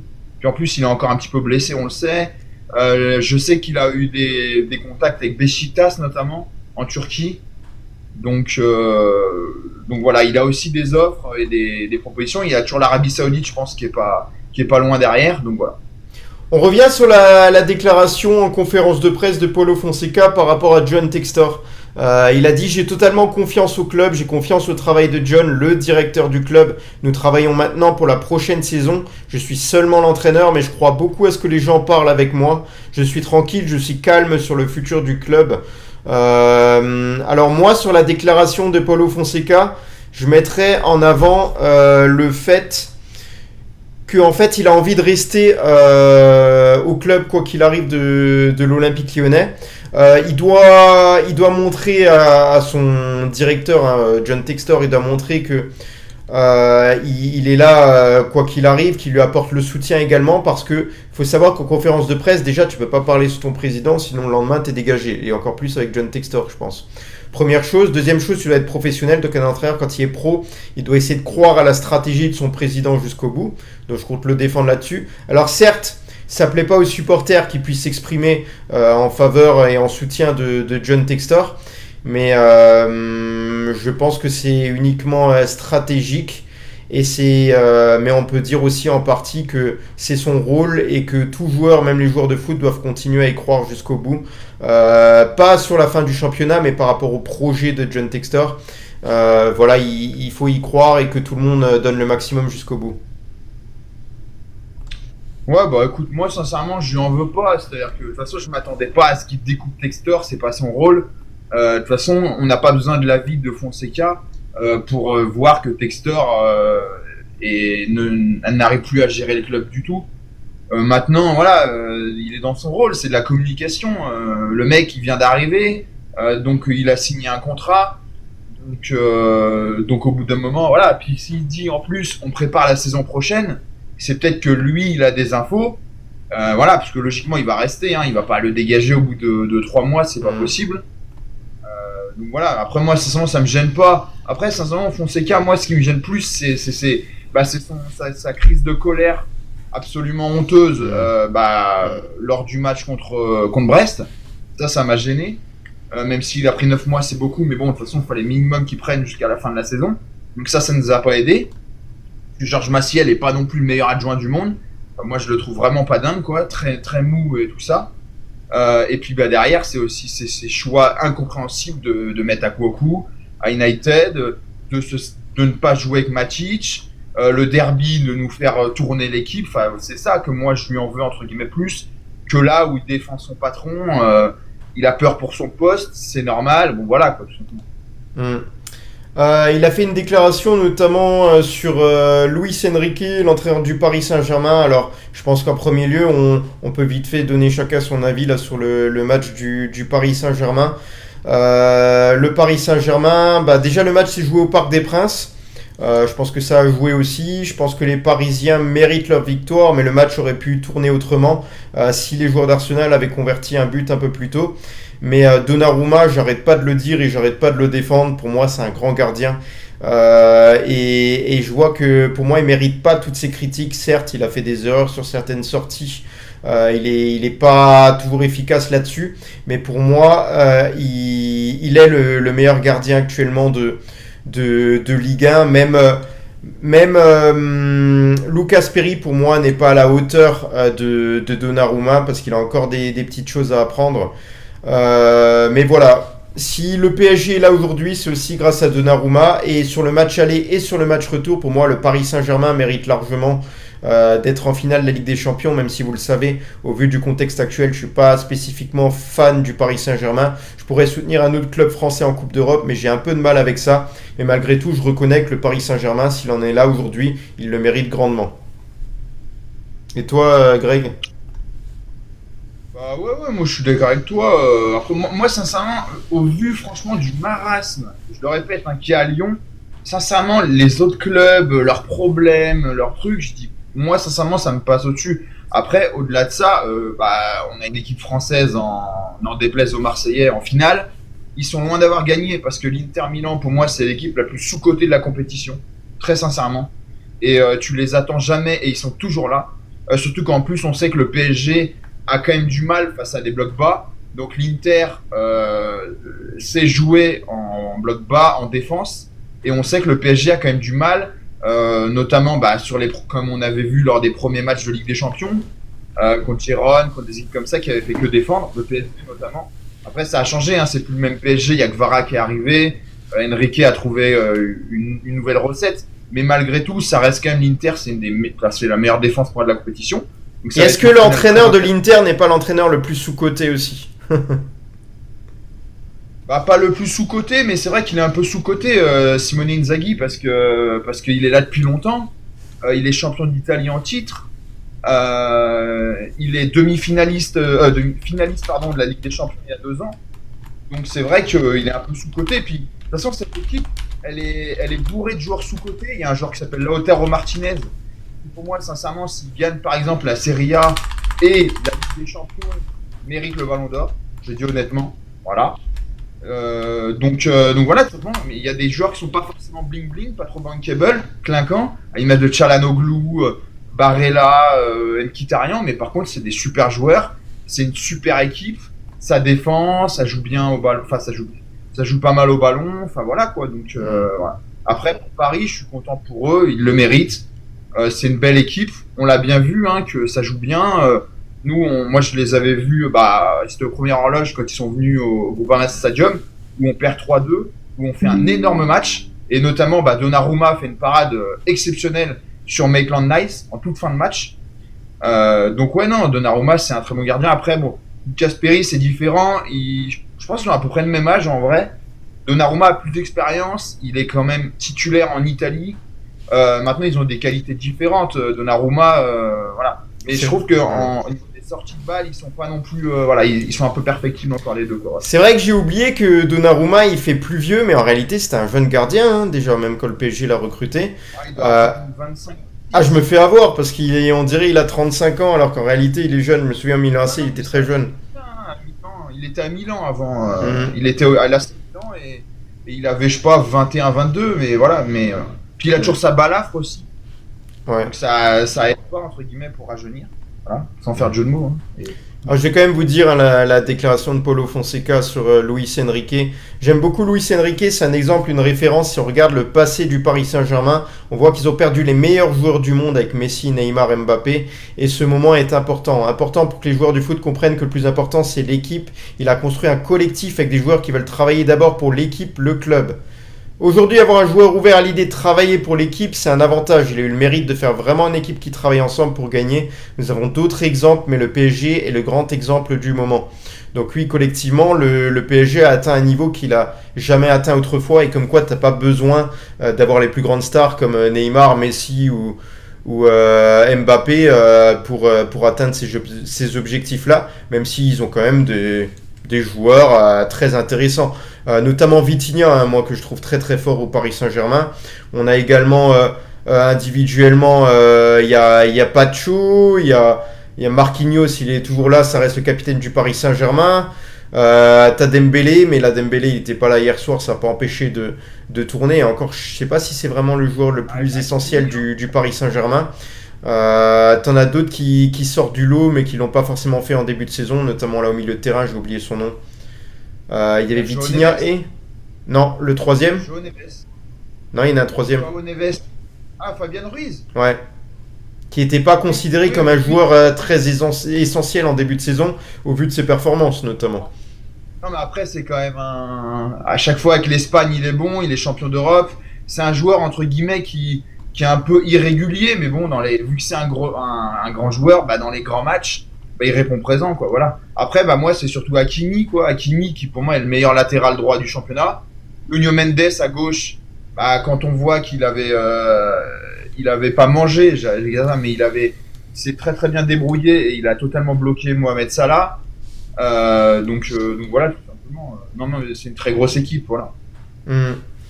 On va revenir là sur ce match parce qu'il y avait encore des informations que j'ai pas pensé par rapport à l'affiche qui va se profiler petit à petit entre l'OL et l'AS Monaco.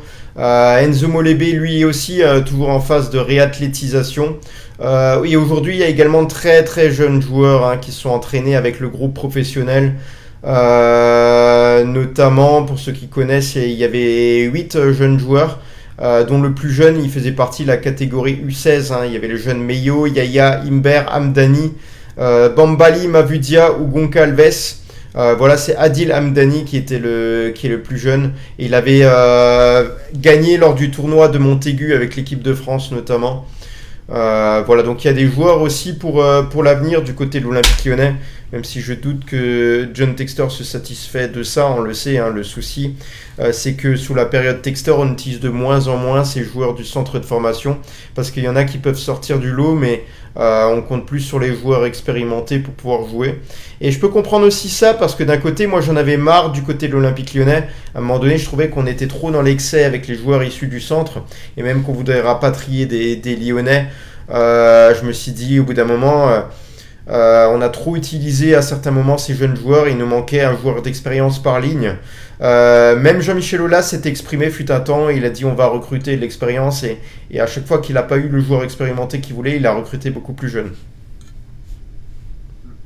Ou des mecs, ou des joueurs qui n'ont pas le niveau comme Paul Akwaku par exemple, même Abner, qui est pas mauvais, mais franchement 9 millions pour lui.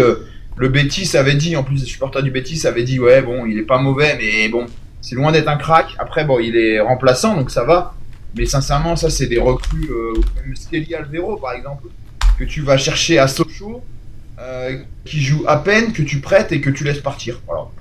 Ou Johan Le Penant par exemple, ça comme ça.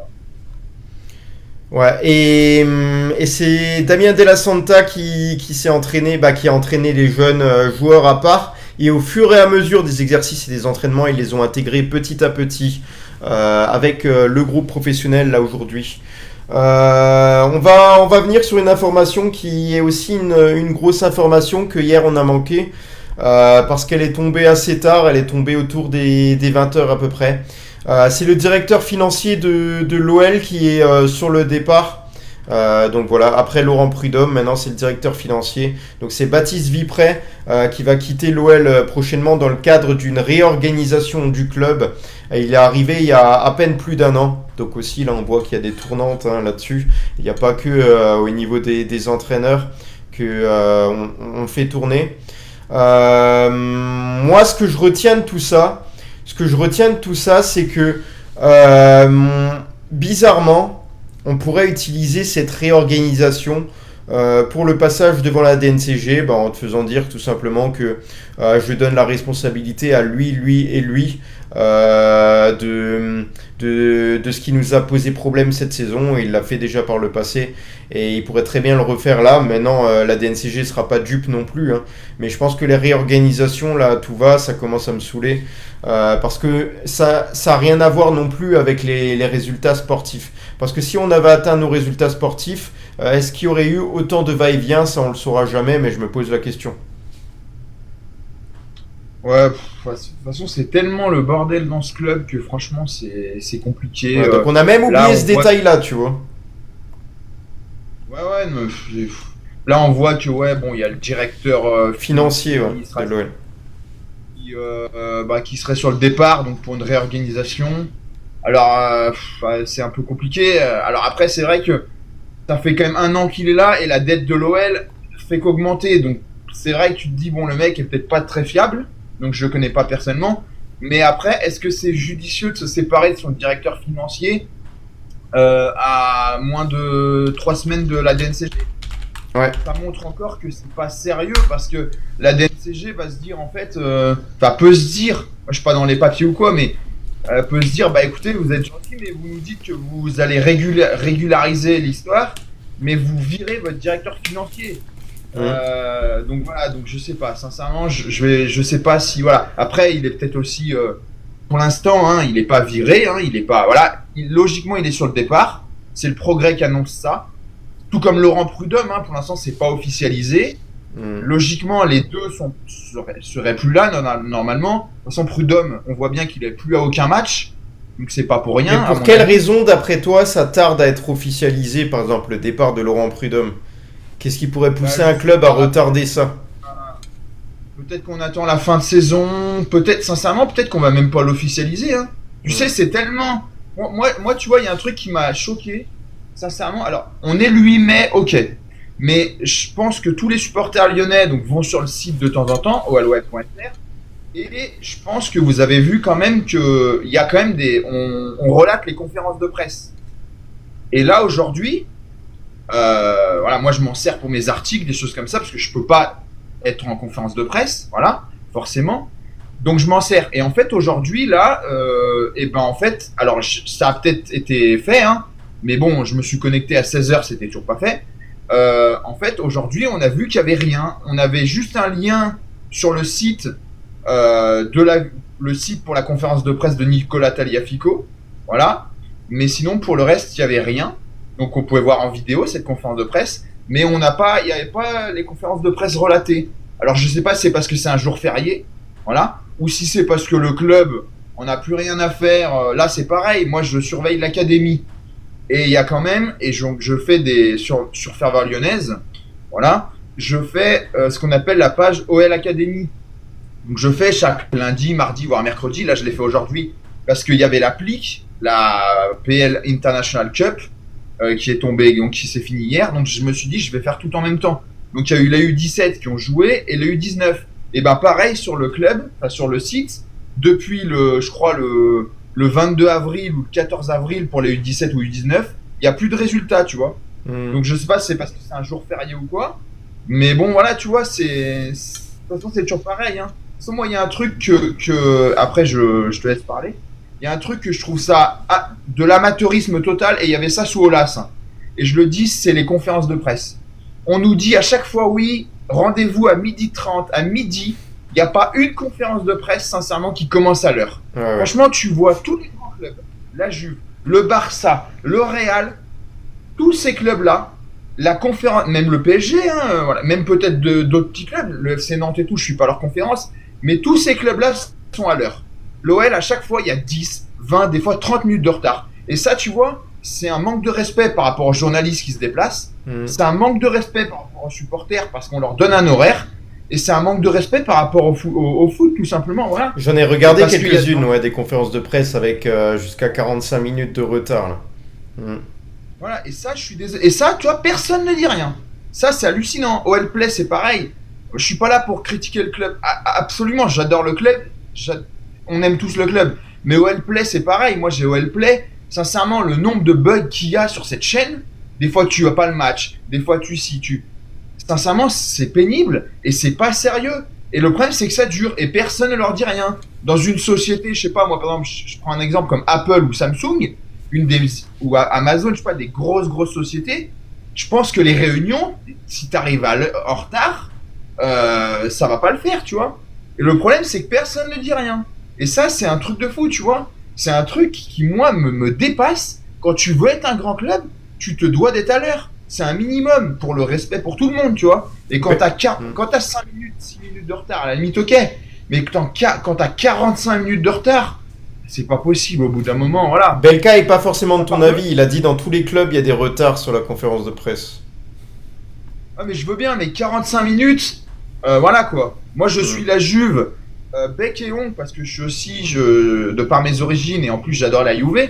Sincèrement, la Juve, t'as rendez-vous à 14h30, à 35, il est là, quoi, tout dehors, ou voilà. Je suis désolé, t'as pas 45 minutes de retard. Voilà. Et ça, tu vois, ça commence par là. C'est de l'amateurisme, tu vois. Voilà. Quand tu vas à un rendez-vous, par exemple, pour décrocher un poste, tout le monde, tu amènes ton CV, ta lettre de motivation, le gars, il te dit, vous venez à 12h40, si tu viens à 13h30, et ben la porte, elle est fermée et tu décroches pas le job, tu vois. Et ben là, c'est pareil. Des trucs, c'est pas possible, en fait. C'est pas possible. Mais c'est pas nous, supporters, de le dire. C'est au club de s'en rendre compte, tu vois, et de dire, mais attendez, mais là, on se fiche de la tête du monde, tu vois, voilà, tout simplement. Même dans le live, vous êtes deux incroyables, Damien, Juju et Jojo, ils ont pris un jour férié. Ah bah oui, ils ont leur jour férié, écoute. Damien, il est venu juste avant, il a fait l'effort de venir. S'ils sont en famille et tout, on les empêche pas, hein, c'est pas le problème. Oui, libre antenne si vous voulez. Sur la fin du programme, là, je vous intègre dedans. Il n'y a pas de souci, faites la demande et je vous fais un petit peu participer en même temps. Alors Jean-Pierre d'Archeville, n'oublie pas que tu m'as envoyé un message. Parce que tu avais pronostiqué le bon buteur sur la seconde mi-temps. Alors tu avais remporté justement un billet OL Angers. Donc il fallait que tu m'ajoutes sur Messenger. Je t'ai envoyé aujourd'hui par message. Donc voilà, salut à toi Jean-Pierre. Ouais, bah merci beaucoup déjà. Ça va et vous? Enfin, c'est compliqué en ce moment, mais Jean-Pierre. footballistiquement, c'est compliqué. Après, voilà. Ah, faut t'appeler comment? Parce que là, Jean-Pierre d'Archeville, c'était pas un joueur de foot? Non, c'était Jean-Claude. Ah, Jean-Claude. Il jouait au Girondin de Bordeaux. Ouais. T'étais un fan de d'Archeville, c'est pour ça. Ouais, j'aime bien ce joueur, après. Ok, par rapport à ce qu'on a dit, est-ce qu'il y a quelque chose que tu voulais voir parler avec nous en vitesse? Ou tu veux que je continue les sujets? Je te fais participer au fur et à mesure, je sais pas combien il m'en reste et il reste des choses à dire, ouais. Ouais, je vais te laisser participer, enfin je vais te laisser Ok. continuer dans le process, et ça va, c'était plutôt clair, et ce qui est bien, c'est que c'est explicite, même pour les gens qui comprennent pas forcément tout ce qui est texte, niveau droit et tout ça, c'est bien Ouais. expliqué. Après, je suis pas non plus là-dedans non plus, ni dans tout ce qui est, on va dire, bourse et compagnie, mais bon, on se débrouille, on fait comme on a un peu, et puis on se documente surtout pour donner un peu de contenu que tout le monde puisse comprendre. Voilà, donc ça fait plaisir, c'est pas la première fois que tu es avec nous, donc merci à toi, et on va continuer. Merci. Alors, on le dit, hein, il y a des départs et des arrivées, et puis on a également, au niveau de l'OL Academy également, on apprend qu'il va y avoir aussi du mouvement. Donc le directeur Johan Louvel, lui, il va rester à son poste, mais il y a d'anciens renforts d'anciens joueurs de l'Olympique Lyonnais qui pourraient arriver comme renfort du côté de l'OL pour les U17 et les U19, comme Jimmy Briand et probablement Florent Balmont. Et par contre, Amaury Barlet, qui est là depuis très longtemps, j'essaye de retrouver, il me semble que il est là depuis très très très longtemps, peut-être 15 ans, c'est possible? Possible, moi j'ai pas l'info, mais je sais qu'il est là, ouais, depuis pas mal de temps. Voilà, donc il y a du mouvement. Donc oui, Jimmy Briand, on en garde une bonne souvenir, ce serait une bonne surprise de le voir débarquer, il me semble que ce serait plus du côté des U19, il me semble. Voilà, et Florent Balmont, lui, il a passé son BEPF, hein. BEFF, pardon. Donc c'est une bonne nouvelle. Et puis Florent Balmont, ça fait longtemps, et même lorsqu'il était joueur professionnel, qu'il a dit qu'il aimerait bien un jour revenir dans une fonction à l'Olympique Lyonnais. Florent Balmont, il a joué où la plupart de sa carrière du côté du LOSC? Bah, il a été à Lille, il a été à Dijon, il était à Dijon l'OL aussi. ouais. Mhm. Je sais plus. Bah, Dijon, il a été pas mal. Après, je sais plus, il a peut-être joué à l'étranger, je suis pas sûr. Mhm. Je sais qu'il est resté longtemps à Lille. Ouais, pareil. Voilà, donc il y avait quand même aussi, parce qu'on parlait de mouvement, il y en avait aussi il y en aura aussi cet été pour la formation lyonnaise. Voilà, autre chose, c'est vrai qu'on a évoqué la conférence de presse, mais Nicolas Tagliafico aussi, les journalistes se sont fait un malin plaisir de lui poser les questions pièges. Ils ont totalement raison, parce qu'ils veulent en savoir plus sur le club. Et vu que Nicolas Tagliafico, vu que John Textor ne communique pas assez, ben, ils en ont profité avec Nicolas Tagliafico. Et Nicolas Tagliafico, il a expliqué, il a dit, sur la situation financière, on entend des choses, mais le réel, le concret, je ne l'ai pas complètement. Le club aura probablement besoin de vendre. Ça arrive constamment, des joueurs et coachs qui arrivent puis partent. En 3 ans, j'ai vu pas mal de changements. Alors ça, c'est un signal effectivement qu'il y aura des ventes, mais il y en a eu chaque année du côté de l'Olympique Lyonnais. À quoi on peut s'attendre, Jean-Pierre, cet été, selon toi? Est-ce que déjà il y a une petite probabilité, d'après toi, qu'on puisse être à nouveau interdit de recrutement? En tout cas, ça va être très encadré. Je pense qu'on devra faire des promesses de vente, comme ce qui a été fait au mercato précédent. Après, il faudra vendre les plus gros actifs. Donc Cherki, Miko Tadze, ça serait bien de le garder. Après, on va peut-être de nouveau refaire confiance à notre centre de formation. Donc à voir. Mais bon, ça va être très compliqué de recruter. Moi, ce que je pense, c'est que... Et on nous va dit en devoir commentaire, vendre ils 100 ont millions. raison, hein, Tagliafico est en fin de contrat, en fin de saison. Il est libre, ouais. Enfin, en fin de saison, là, dans 2 semaines. Hein. Ouais, Enfin, un peu plus, parce que c'est 30 juin, mais ouais, c'est dans un ça. mois et demi, il est... C'est ça. Il y a des discussions pour qu'il prolonge ou c'est mort? Alors, on lui a posé la question, c'est bien que tu fasses cette transition. On lui a demandé s'il comptait rester du côté de l'Olympique Lyonnais, s'il souhaitait prolonger. Il a répondu: j'analyserai ça en fonction de ce qu'il va arriver ou non dans cette fin de saison.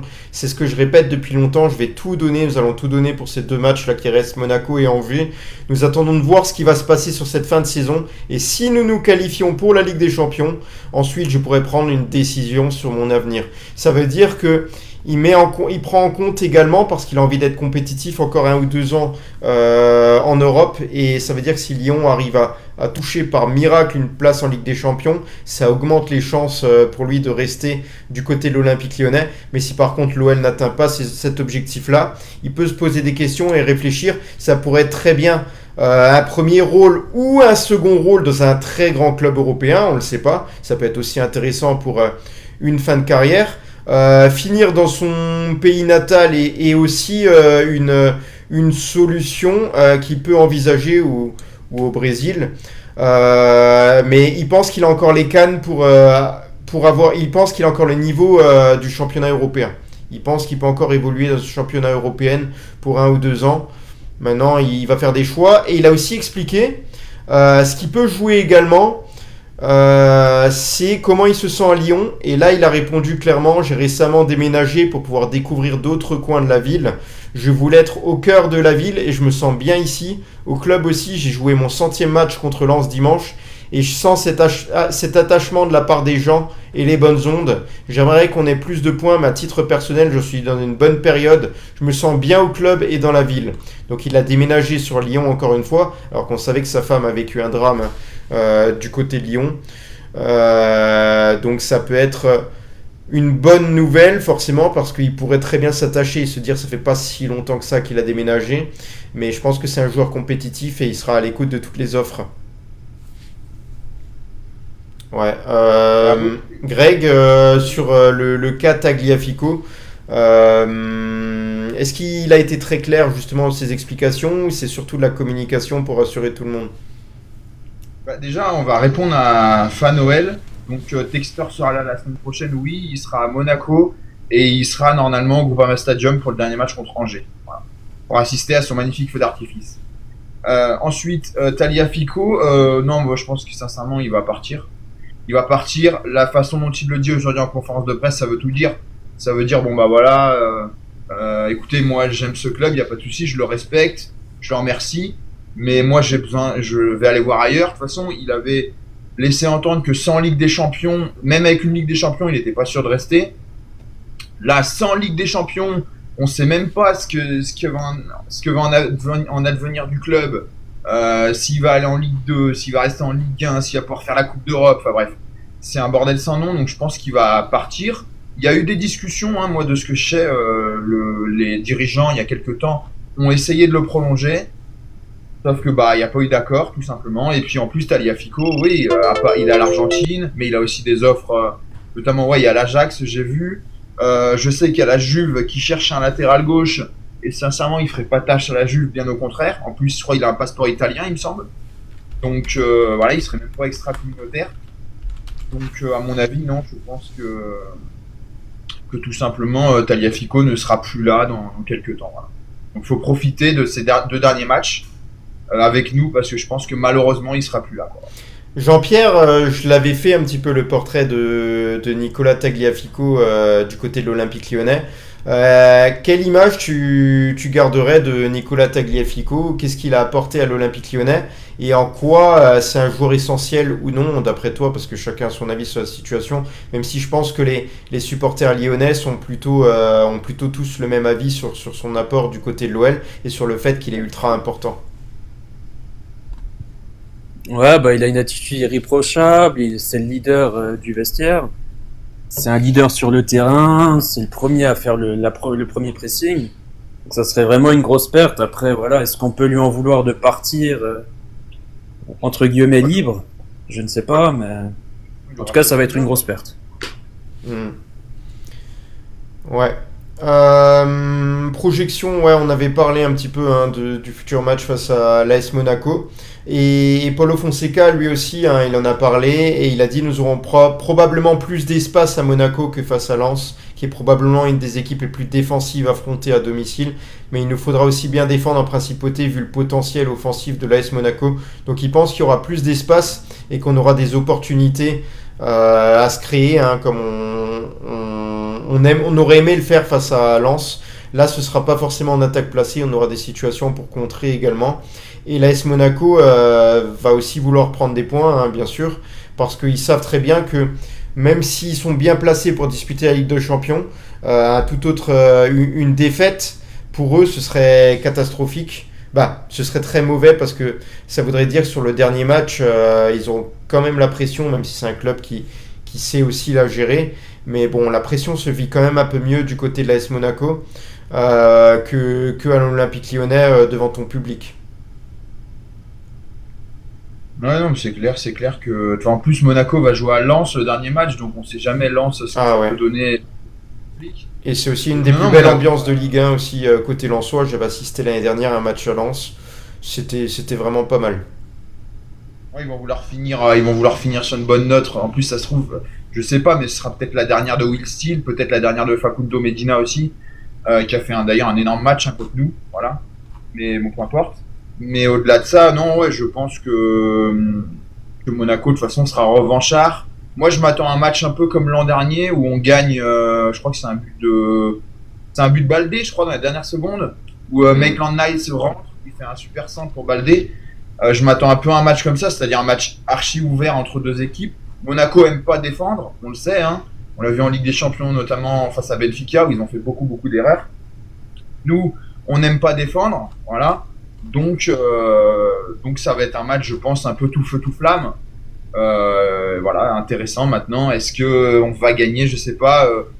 Au match aller, franchement, ils nous avaient sincèrement marché dessus. On avait perdu que 2-0, mais franchement, c'était le deuxième match de la saison au Groupama Stadium. C'était un samedi à 17h, il me semble, je m'en souviens. Et sincèrement, ils m'avaient moins impressionné.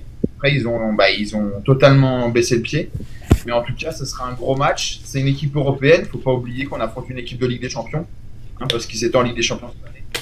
Donc ça va être un énorme match. Et en plus, sans notre meilleur joueur Tolisso. Donc faudra vraiment se mettre au diapason et sortir. Je pense sincèrement sortir limite le meilleur match de la saison, quoi. Franchement.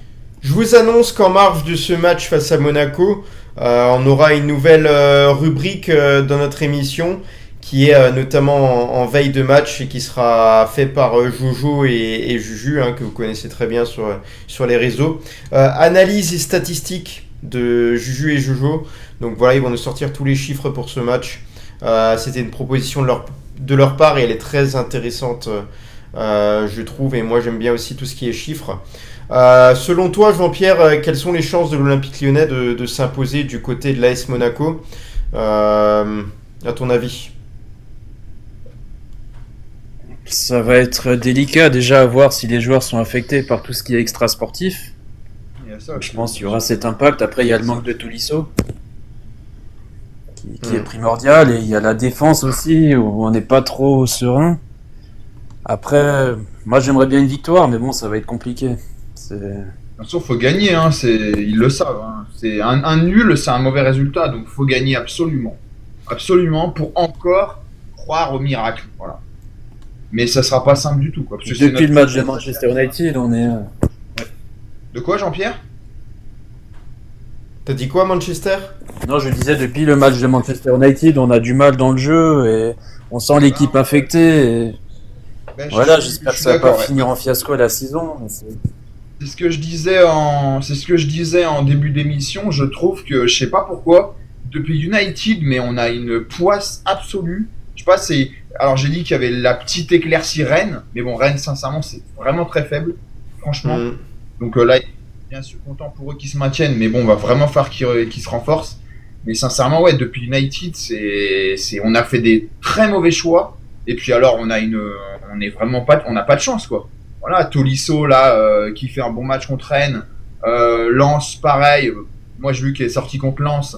Mais bon, je pensais pas que c'était entre guillemets une blessure, pour une blessure. Les deux victoires des concurrents face au Paris Saint-Germain, Strasbourg qui s'est imposé et l'autre équipe, c'était qui s'est imposé face au Paris Saint-Germain, là où on aurait dit on compte sur la victoire du PSG. Nice. Ouais. Ah, il y a Nice. Il y a beaucoup de faits, un peu. Alors forcément, on est seul maître de notre destin. Si on avait remporté les matchs, on serait sorti de là. Mais c'est vrai qu'on manque aussi un petit peu de chance cette fin de saison.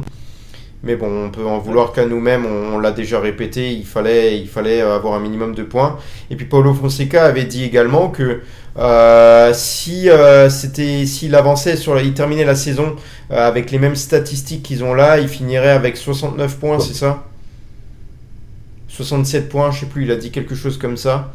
Donc voilà, c'était une façon de se rassurer. Moi je pense, les gars, qu'on doit terminer notamment en rappelant les deux grosses informations aussi de hier, parce que je trouve qu'elles ont été bien expliquées. Le coup de... Pardon? 59 points, je pense qu'on en a 54, il me semble. Ah, non mais je sais plus, c'était lié à des stats qui voyaient en projection. C'est impossible. 54, il me semble, mais c'est pour ça. Mais 59, c'est le nombre de points. Il faut retrouver la projection, mais est-ce que c'était pas une projection par rapport à ces statistiques, si ça avait été le cas sur toute la saison? Tu vois, si c'est le cas sur toute la saison, c'est peut-être plus encore, je sais pas. Il faut que je revoie la déclaration, mais là je pense que j'aurais du mal à la retrouver. On fait les deux grosses informations, notamment hier, on en avait parlé. Le coup de pression mis en Angleterre mercredi suite à des retards de publication de résultats financiers pousse désormais John Textor à montrer patte blanche d'ici 2 mois, les gars. Donc il reste que 2 mois pour régulariser aussi la situation en Angleterre par rapport à Eagle Football, par rapport aux résultats financiers, au risque de voir Eagle Football être radié et par conséquence liquidé. Et autre chose qui déplaît beaucoup aux supporters, c'est qu'on a appris hier une forme, on va dire une hypothèque. Le Groupama Stadium a été hypothéqué d'une certaine manière par John Textor, avec le communiqué notamment qui a été retrouvé. Donc ça ne veut pas dire que l'OL va se séparer du Groupama Stadium, mais ça veut dire que si Arès récupère l'Olympique Lyonnais à un moment donné, ce sera toujours un actif qui vaut de l'argent. Et même si Arès a tendance généralement à régulariser la situation en se basant sur le professionnalisme et sur le sportif, On sait jamais, vaut mieux se méfier parce que c'est pas non plus le Milan AC, même si l'OL est un club historique. Voilà, il y a ça. Et puis aussi, voilà, la possibilité, c'est quelque chose qu'on a évoqué hier, de la reprise par Ares du club, mais j'ai l'impression que John Textor ne va rien lâcher de sitôt, de ce qu'on peut voir notamment au vu de son passage là au Parc des Princes hier soir, de ses discussions avec Nasser El Khelaifi. On a l'impression que c'est le caddie de ses soucis, que les supporters sont loin de l'inquiéter. Bien au contraire, on devrait être la priorité du président et on ne l'est pas, notamment dans la communication. On aimerait apprendre plus de choses, mais pour le moment, rien n'est dit. Voilà, donc c'était l'information notamment de Vincent Chaudel, on avait parlé. On risque l'exclusion de la Coupe d'Europe, ça on l'a dit. Le passage devant la DNCG fin du mois, qui est aussi un rappel d'informations intéressant. On va savoir ce qui va en être. Après, je crois qu'il y a la possibilité de faire appel d'une possible sanction. Mais je pense que, attention, parce que c'est déjà une sanction qui a été annoncée provisoirement lors du précédent passage devant la DNCG. Donc il pourrait très bien se dire, on vous a déjà prévenu depuis longtemps, et même si vous faites appel, voilà, je pense qu'on ne pourra pas non plus tout contrôler. Malgré tout, il y a des supporters lyonnais qui restent optimistes, mais moi je suis plutôt pessimiste, et même si Arès récupérait l'Olympique Lyonnais à un moment donné, je pense que sanction il y aura quoi qu'il arrive. On a déjà bien vu avec l'UEFA qu'il y a déjà une sanction qui devra à 100% être prise en compte, parce que si elle n'est pas, on va dire, s'il n'y a pas de discussion entre l'Olympique Lyonnais, John Textor et l'UEFA, alors on pourrait être exclu des Coupes d'Europe. Donc voilà, qu'est-ce que tu voulais dire, Greg, par rapport à toutes ces informations là des derniers jours? On va dire un petit peu si tu avais à faire la météo de l'Olympique Lyonnais en ce moment, peu importe que ce soit sur le sportif, l'économie, quels sont les faits les plus marquants, ce qui t'a le plus touché là ces derniers jours autour de l'OL? Écoute, c'est l'avenir du club tout simplement. C'est le fait aussi que, alors c'est pas forcément pareil, tous les dossiers sont différents, mais c'est le fait qu'il y ait Bordeaux qui revienne beaucoup et que beaucoup comparent ça à Bordeaux. Voilà, c'est pas exactement pareil, comme je viens de dire, tous les dossiers sont différents, mais ça se rapproche quand même. C'est le fait que, de toute façon, on voit que Textor en plus a des soucis, mais pas qu'à l'OL. Il y a des soucis donc, en Angleterre. Je pense que Botafogo, dans quelques temps, à mon avis. Il y a déjà des soucis du côté de Botafogo avec les non-versements des primes, les engagements qui sont pas tenus aussi. Ouais. Il y a Molenbeek qui, franchement, sincèrement, eux, moi j'ai mal pour eux parce que nous, encore, à la limite, l'OL, on est entre guillemets la tête de gondole de sa multipropriété. Mais franchement, Molenbeek, franchement, c'est le dindon de la farce, quoi. Je veux dire, on leur donne 2-3 joueurs du centre de formation, voilà. Ils sont pas loin de monter. Derrière, ils changent 5 défaites d'affilée, ils changent le coach. Il va chercher Gaïda Fofana, je sais même pas s'il a sincèrement ses diplômes pour être coach en France. Il a peut-être le BEF, j'en sais rien, le BEPF, je ne sais pas. Donc pour eux, voilà. Mais de toute façon, comme je l'ai dit, son empire est en train de se casser la gueule, mais d'une manière vertigineuse, vraiment vertigineuse. Et je pense sincèrement qu'il est en train de tout perdre. Plus même que l'OL, voilà. Maintenant, le problème, c'est que dans sa chute, il y a des dommages collatéraux, et dans ces dommages collatéraux, t'as l'OL, t'as Botafogo, t'as Molenbeek, t'as peut-être le stade aussi. Donc c'est ça, moi, qui me gêne, en fait. C'est que lui, à la limite, qu'il aille droit dans le mur, qu'il y aille. C'est son choix, c'est sa gestion. Le problème, c'est qu'il va pas aller droit dans le mur tout seul. Et voilà. Et puis aussi, le fait que, le club a malheureusement trop d'employés, donc il va y avoir aussi d'autres licenciements pour ces gens-là. C'est compliqué. Le centre de formation qui était l'ADN de l'OL, on voit bien que chaque année, malheureusement, il baisse, parce qu'il y a 2-3 ans, on était champion en U19, en U17. Aujourd'hui, on est 7-8e, on arrive à peine à se maintenir. Là, il y a l'éclaircie, on va dire, Plic, PL International Cup, mais voilà.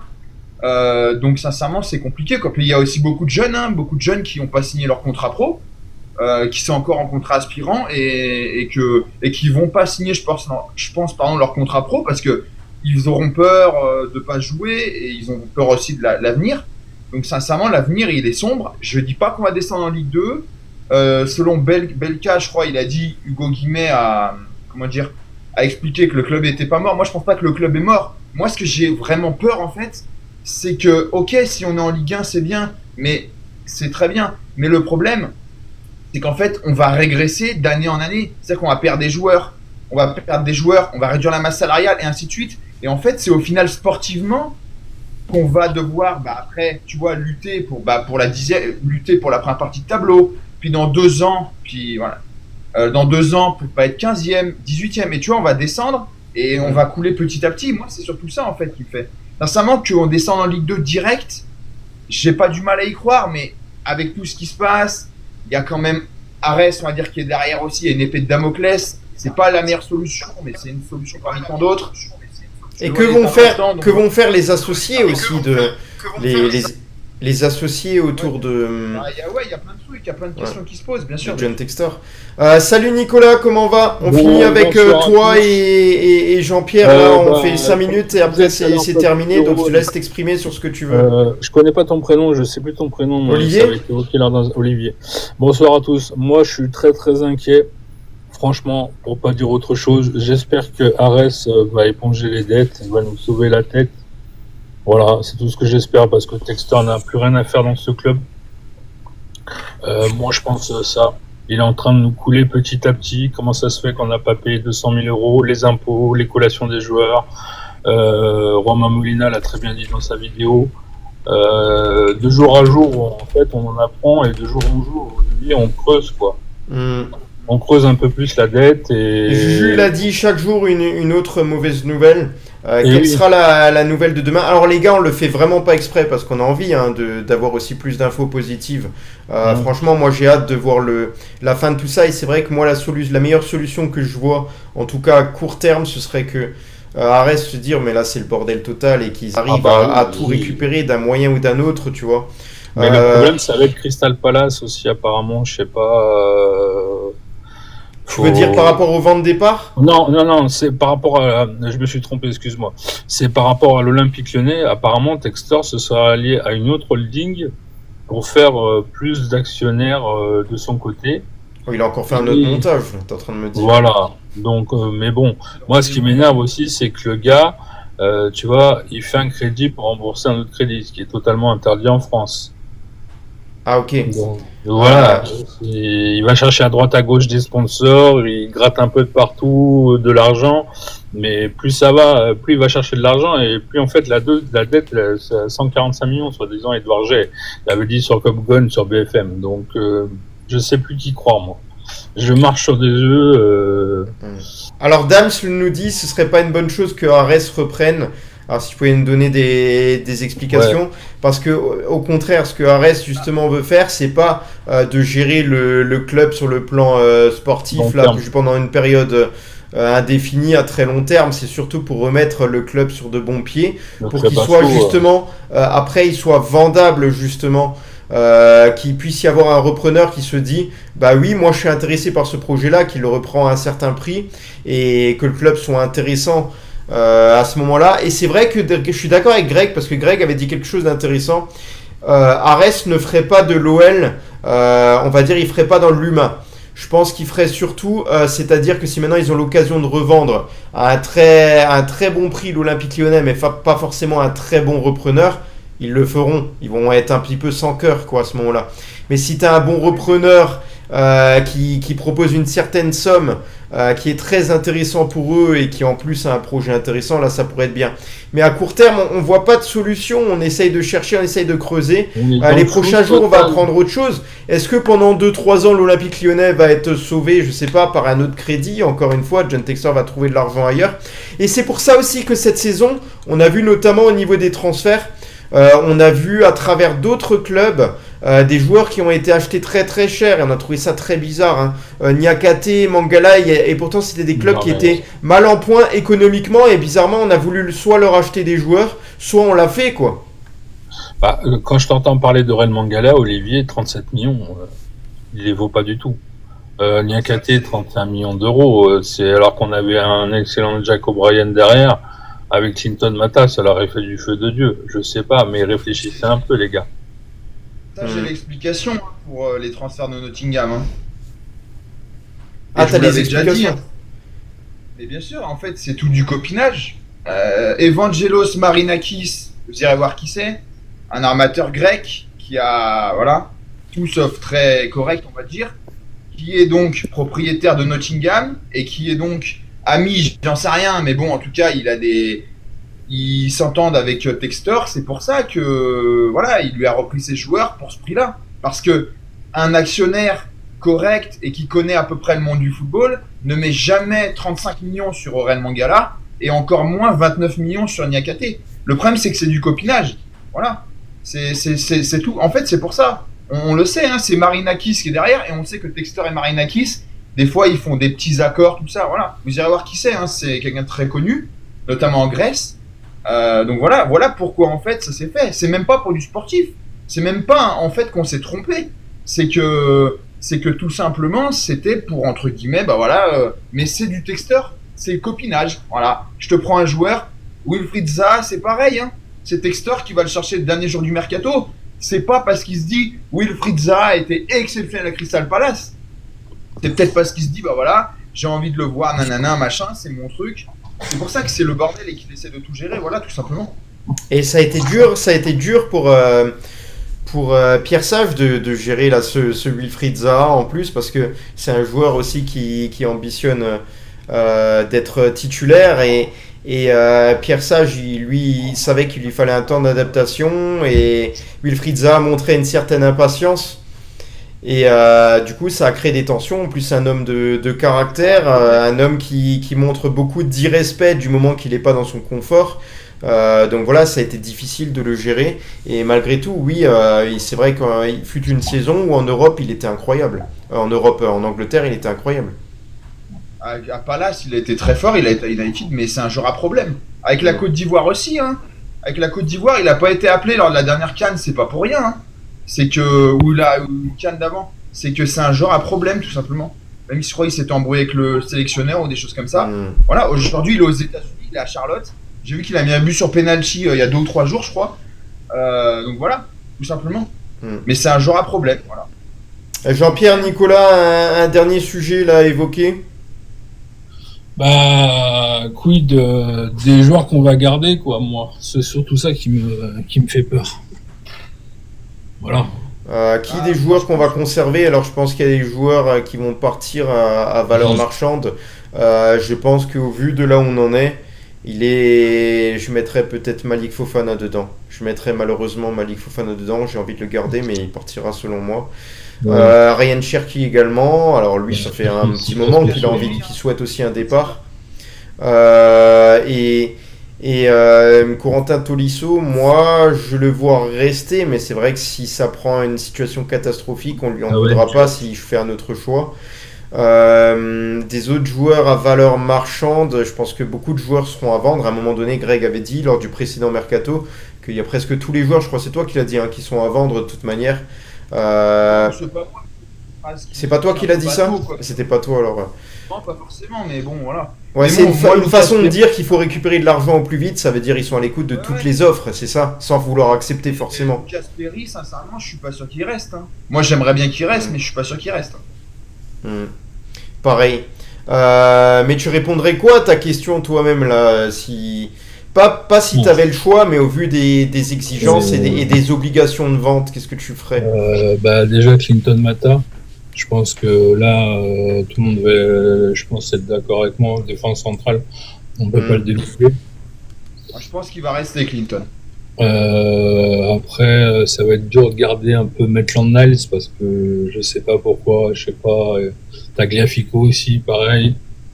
Parce que sa femme, elle se plaît pas à Lyon, soi-disant. C'est tout un micmac cette année, c'est un truc de fou, Olivier, sérieux. Et Jean-Pierre, du coup, ton avis là-dessus? Clinton Mata, je pense qu'il va rester. Enfin, j'espère. C'est un des joueurs, il a quel âge lui, en fait? 32 ans 31-32, ouais, à peu près. Ouais. qu'il va rester, je suis d'accord. Donc, Il a pas un Miko gros salaire. Tadze, j'ai peur qu'il s'en aille vu qu'il a une grosse cote quand même, Miko Tadze. Ça va pas être simple, hein, ça va pas être simple non plus, ouais. Effectivement. Il a Après, nous, 32 ans maintenant. Sachant qu'on perd Lacazette et Miko Tadze, Je pense que je pense que ça a jamais été aussi difficile de conserver ces joueurs-là qu'en cette fin de saison. C'est très compliqué. Il faudra leur montrer un projet et des garanties comme quoi tu vas être soit ultra compétitif, et ne serait-ce que si tu vas être un petit peu compétitif, je pense que les joueurs vont se dire mais là c'est quoi ce projet, il part vraiment en couille, ça va plus, on suit plus une certaine continuité. En plus on a dit aux joueurs, on les a rassurés, on leur a dit soyez concentrés sur le sportif, ne vous inquiétez pas, nous on gère tout.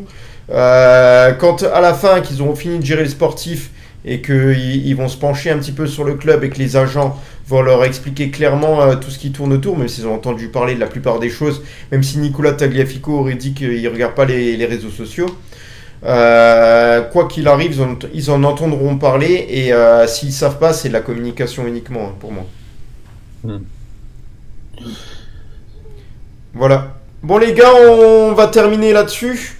On termine là-dessus, on a fait encore une très longue émission. Merci de m'avoir fait monter, Olive. Pas de souci, merci à Jean-Pierre, merci à Nicolas, merci à tous les auditeurs là, Merci à vous. qui étaient Vive présents. l'Olympique Lyonnais et allez l'OL. Ouais. Il y a une répétition dans le téléphone, je sais pas c'est le téléphone de qui. Pas de souci. Ouais, ça me perturbe de fou. Bonne soirée à tous, merci à tous, merci pour les nouveaux followers également, hein. On a récupéré pas mal de monde ces derniers temps, ça fait plaisir. On sera là pour vous informer. Demain nous sommes vendredi, donc on fera la veille de match avec notamment la nouvelle rubrique les statistiques et analyse de Juju et Jojo, donc vous verrez ça va être intéressant. Bonne soirée à tous, bon courage, allez l'OL malgré tout. Allez l'OL. Allez, Gun, bonne soirée. Ciao ciao. Bonne soirée, allez l'OL et à demain pour de nouvelles À demain. informations. Ouais.